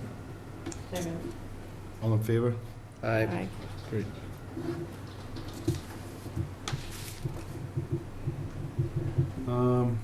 Okay, so for the C of Cs for 25 and 29 and 35 Bayberry. So again, this is one that I definitely inherited a complicated project on this one. It's got this shared septic system, so essentially, which I've never seen a project quite like this one, but anyways, there's actually a special account for the maintenance of said shared system with a like 15-page contract. The money's kept at the Scituate Treasurer's Office, and each property is supposed to contribute to this fund every year. Have you seen this, Doug? But anyways, and so there is a balance in this fund. So it appears to be in compliance with that. As far as compliance with the septic systems, I mean, the Board of Health give them certificates of compliance, so the septic system itself, as it relates to those properties, seem to be okay. For at least one of the Bayberries, I'm not so sure it's met. Like, I wouldn't be ready to issue the CFC for that one. There's an unfulfilled condition with respect to stormwater improvements off-site in the Minot area.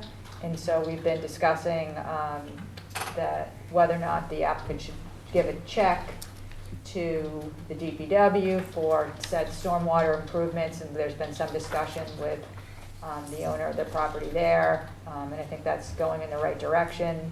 Although he was saying that he wants to tie it to another property on Ocean, which is not in the Bayberry area.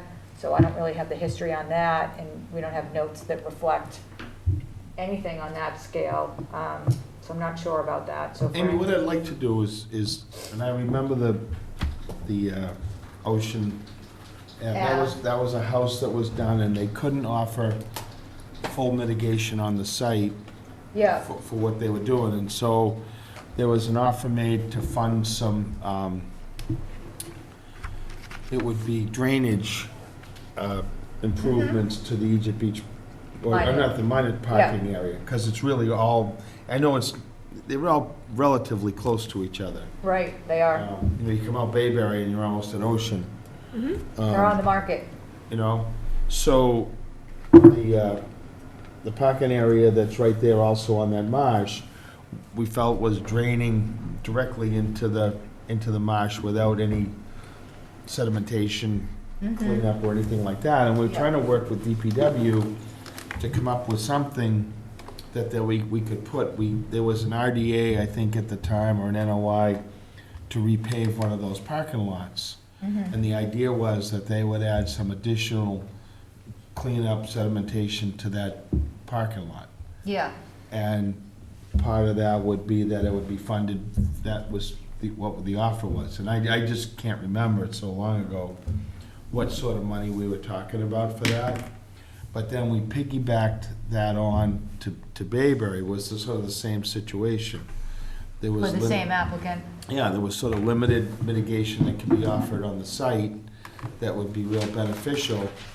And the thought was that we could get better mitigation by doing something to clean up some of this runoff from the parking lots. I mean, they just literally flush right onto the marsh, and we felt that that would be more beneficial than asking him to, you know, plant some more trees at his house or something like that. And the applicant was very willing to do that, but now this thing's dragged out for a while. We haven't done it, yeah. And so he'd just like to move on, and he's willing to put some of that money into an account to take care of it. I think maybe you and I and the applicant should just get together. And Right. if we can recall what we had there, I think we can hash it out. Right, well, I mean, I think that you can probably sign off on them, but I do think that individually, that there could be issues with signs and plantings, Okay. and that one condition about funding stormwater improvements. So do we need to visit the site to make sure that, I've been out there. so he's still missing a couple of things? Yeah, there's some missing Well, things, then let's yes. see if we can just meet up with him and Yeah. see if we can get those few things resolved. Although the owners are not all the same. You know, Right. there's like 4 separate owners Well, out there. we so- can't hold one person responsible for somebody else's, so Right, we'll do the ones that are completed and let the other ones give them a list of things they haven't done. right, And, right. Although there seems to be some urgency on, for Always some is. reason. I know, because we've got a lot of CMC requests, and they, based on the flow of information in and out of the office, those are not usually at the top of the list. Right. So, Well, nobody asks for them until they need to have them done to pass papers or something, then all of a sudden it's a crisis. and then it's a crisis, but even then, we give them a letter that usually puts the bank at bay. Yeah. But, But yeah, it'd be no, nice but to on get the other these- hand, if it's really a straightforward septic system, there should be no reason why it wasn't built in compliance, and that's an easy one to issue. Yep. You know what I mean? But I'll tell you, these orders that were written 10 years ago or so that have onerous conditions that these people are not doing, I think it puts you in a little bit of a pinch on whether or not you should be issuing them. I mean, or are you, reversing them, like what we just talked about on the one for Right. We haven't allowed to do that. 73 border. I mean, I'm not sure. Does this commission have the right to I was gonna say, can we even do undo the condition of a previous commission? I think that there's a Another makeup, question. as makeups in the commissions change, you try to, that? Well, because they, technically, could they file a modification, we could do that. I would think. Well, I think for that Border Street one, it's We easier should be because able they've to got an open notice, so we can just roll it into another order. Right. But on some of these, Well, I'll tell you what, there's a couple that we've dealt with, is that there was a couple of people that had gotten orders that they couldn't pave their driveway. And then the people have come back 10 years later and say, this is almost impossible, you know, we Right. can't plow, we can't maintain it. And it really wasn't a practical order. There's a better way to deal with it, so they could have driveway with some drainage, and at the end of the day, accomplish, I think, what someone else wanted. It just wasn't really thought through. And I think it's not like the people just are going out and doing it. They're coming to the commission. You know, you have the experience with just these bounds. You know, and say, wait a minute, this is, you know, no one's gonna want these things poking up through their backyard. But the other times we do, sometimes we put these, you know, do not disturb bounds in, and then people march right past them Yeah. with any, you know, without any regard for that. So at least when, in places where we can have a discussion with the folks and work out something that's still affords, you know, maybe plantings are a better option in some of these spots. Could be more permanent than a 4x4. Post. Yeah. So I don't really see that we're necessarily flipping on somebody, we're just taking another viewpoint of it.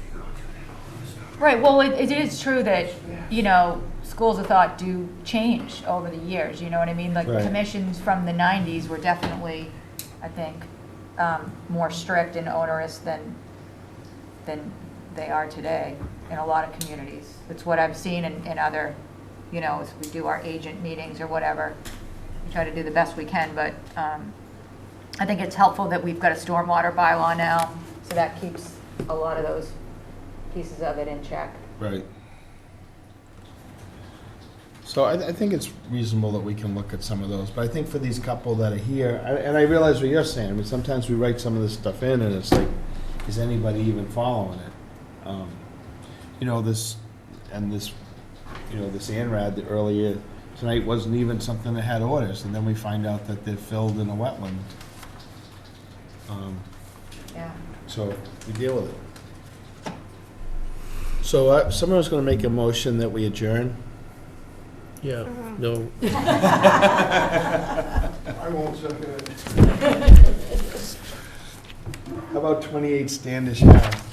On October 21st, 2019, at 6:15 p.m. the Town Hall, Scituate Conservation Commission will act on the request of Elizabeth McGee and Donald Brown for a determination of applicability of Massachusetts Wetlands Protection Act and the Scituate Wetlands bylaws to raise and reconstruct a small portion of an existing dwelling on property located at 28 Standish Ave, Scituate. Butters and other interested parties are invited to attend. Thank you. The applicant owns the lot at 28 Standish Ave, that's outlined in yellow. They're proposing to raise and reconstruct the house within a few feet of the existing dwelling. This dark line is what's proposed. We've been to the zoning board for a special permit and finding they've approved that. We've also been to the historic commission, and they did allow the house to be demolished. This line represents the top of a coastal bank, and a small portion of the house that will be constructed, which is in blue, is just inside the 100-foot buffer zone. This is a fairly flat lot. It only varies about a foot. They aren't changing the grades. This area is long. It'll be put back along when the new house is constructed. They don't have a driveway to the property. They never have. This house was built in 1910. No, I'm sorry, 1904, I think. It's one of the original homes in that old subdivision. There's an existing house to the east and the west, and there's another house in this area here. So it's a very small amount of work within the buffer zone. That's where I found the area. We also show a silt sock around the perimeter as well, with the detail for it.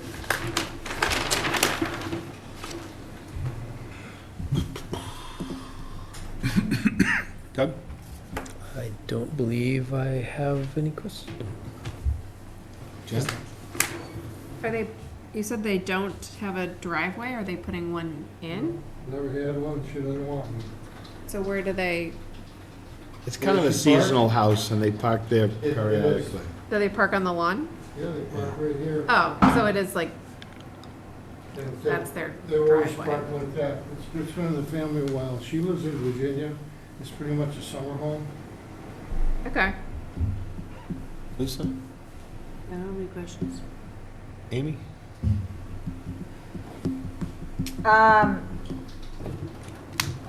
Well, I mean, if we accept the top of Coastal Bank as the top of the revetment, which I don't necessarily agree with, I mean, I would say that it's a negative 3. Can we accept, can we do Determination. that without accepting the coastal bank? Yes. So I think that's, I mean, given where it's located between these other houses, it's not like it's sitting right on the Yeah, bank. exactly. The structure that you're tearing down isn't much of a structure. No, You seen it? Yeah. it's like one Yeah, of those. the new house is gonna look a lot like the old one. It looks like something from the early 1900s. It's a camp. I mean, it's pretty basic Oh, it is, camp. but a new one, it really looks nice. You know, it's still got that curve at the top. Oh, Mhm. wonderful. So, It's in tough shape. think? The house is, Yeah, it's all 2x4s, even the floor joist. I know. I wouldn't walk on it. Anybody in the audience? No, I think it's definitely gonna be improvement for there. I think where it's located is pretty, You know, normally, the zoning board would have you move it forward to increase the setbacks, right. but she was adamant that it stay there to protect the neighbor's views. She was Good for her. very adamant about that, yeah. Huh. I'd entertain a See, that would, it'd Motion. improve her view if she. Do we have a, is it negative? negative. Yeah, it's negative 3, you sure? Okay. I make a motion for a -3 for 28 Standish Ave. All in favor? Right. Thank you. Good. Thank you. You getting ready for winter? Well, I haven't seen you in a while, have I, Paul? No, I forgot, I was in Kentucky last May and I forgot my razor and then it just never. It's in Kentucky, yeah. That's all they give you when you go over there. Thanks, Paul. Thank you. Is Lisa quit? That's it, she stomped out. Is there anything else for us to talk about? I would have showed them. So, Do you have a copy of one of Do you want a motion to, what are you missing? that? COC, Bayberry Road. We So- filed 600 for the 3 houses. Yeah, what's up with that? 2 of the houses are being sold. Yeah. 3 of those certificates were for the shared septic system that was built and approved in 2006. and Amy, we're 2009. discussing Bayberry, Paul's explaining Bayberry and what the, And so there's 3 of them were for that. The one at 235, that house is just for the septic system. That was a raise and rebuild. He got a certificate for the house, but he never got one for the septic system. The one at 229, he had a partial certificate. What he had to put in was a flagpole and a generator. The only thing he put in was the flagpole. He doesn't want the generator, so I filed a certificate for that to get a full one, you know, as opposed to the partial. Then the one for Paul Sharon, oh, I'm sorry, and he also had the septic system. you've got one too many numbers on these streets, Yeah. because they're up to like 25s or 29s. And then, are we still talking Yeah, about but there's Bayberry? 2 numbers for each one. 225, Sharon, he had 3, one for the old shared septic Just system. 25, not 225. 25. So he had 3 of them. One was for the shared septic system. Yeah, When he bought the house, that property, he wasn't made aware of that. okay. So that's on the title. The second, another one is for a very old system that was designed by Neil Murphy back in the early 2000s, which he never built, because that would have been a big mound. She waited 3 or 4 years and she joined in with the other 2 people that joined in with a shared system. So those orders were still on record. They go way back. And then the third one is for his new house that he built. We get a certificate of compliance for that. We went on to the survey and submitted the as-built plan. Yeah, And I think he spoke to you about an issue of off-site mitigation. right, that's what we were discussing. Okay. So I think what Amy and I are gonna do is try to meet up with Paul and resolve that off-site mitigation stuff, because we're having a little hard time recall. I've gotten to be 60 since we last voted on these things, Paul, and I can't remember as much. I bet it's in a video on they post all the meetings. We could do that. We could watch ourselves from 10 years Yeah. ago. That'd be great. That's right, those other 2 houses. But again, just to recap, those other 2 houses, there's a total of 3 between them. 2 Yep. were for the septic system, and 1 which had a partial, we're asking for the full. The only thing he did was put in the flagpole and not the generator. Okay. So I think those are straightforward. All right. Okay. That's it. We're gonna- Painting? What's that? I didn't know you were an artist. You never know what happens. Must be a beginner. I'm not much of a painter, Paul, I'll tell you that. Faster it can go on, the better. Okay, thank you. Thank you. All right, what else do we have? Our trails crew has been blasting away at all these trees that came down, getting reports left and right there. They couldn't wait to get out there with their chainsaws and Yeah. get the trees out of the way. They're having a field day out there. And they've already got a whole bunch of the trails reopened and safe. It's great. It was like you gave them all a big candy bar or something. They were thrilled. Go See, it's figure. funny, I didn't feel that way. I know. At my house. I know.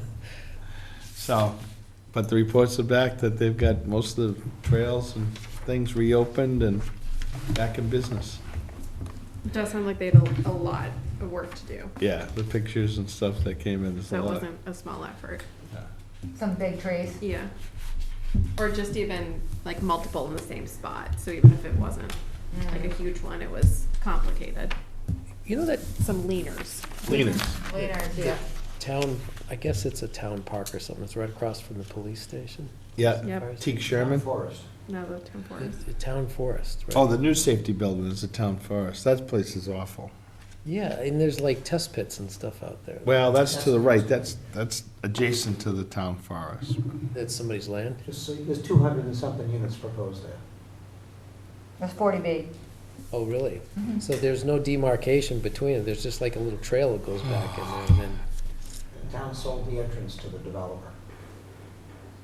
oh, no kidding. To the town forest? But part of it. It was a It was a land land swap. swap. It was a swap. Should we close this meeting? Yeah. Yes. So we can. Anything else? Anybody have anything else for this evening? Like we've covered a lot of ground. All right. Please do so. All in favor? Aye. Bye. Right. All right, meeting over. Sorry being Penny. I have to- Has anybody heard from Penny? She been eaten by an alligator or? I have not. She called me the day before, wondering about chargers.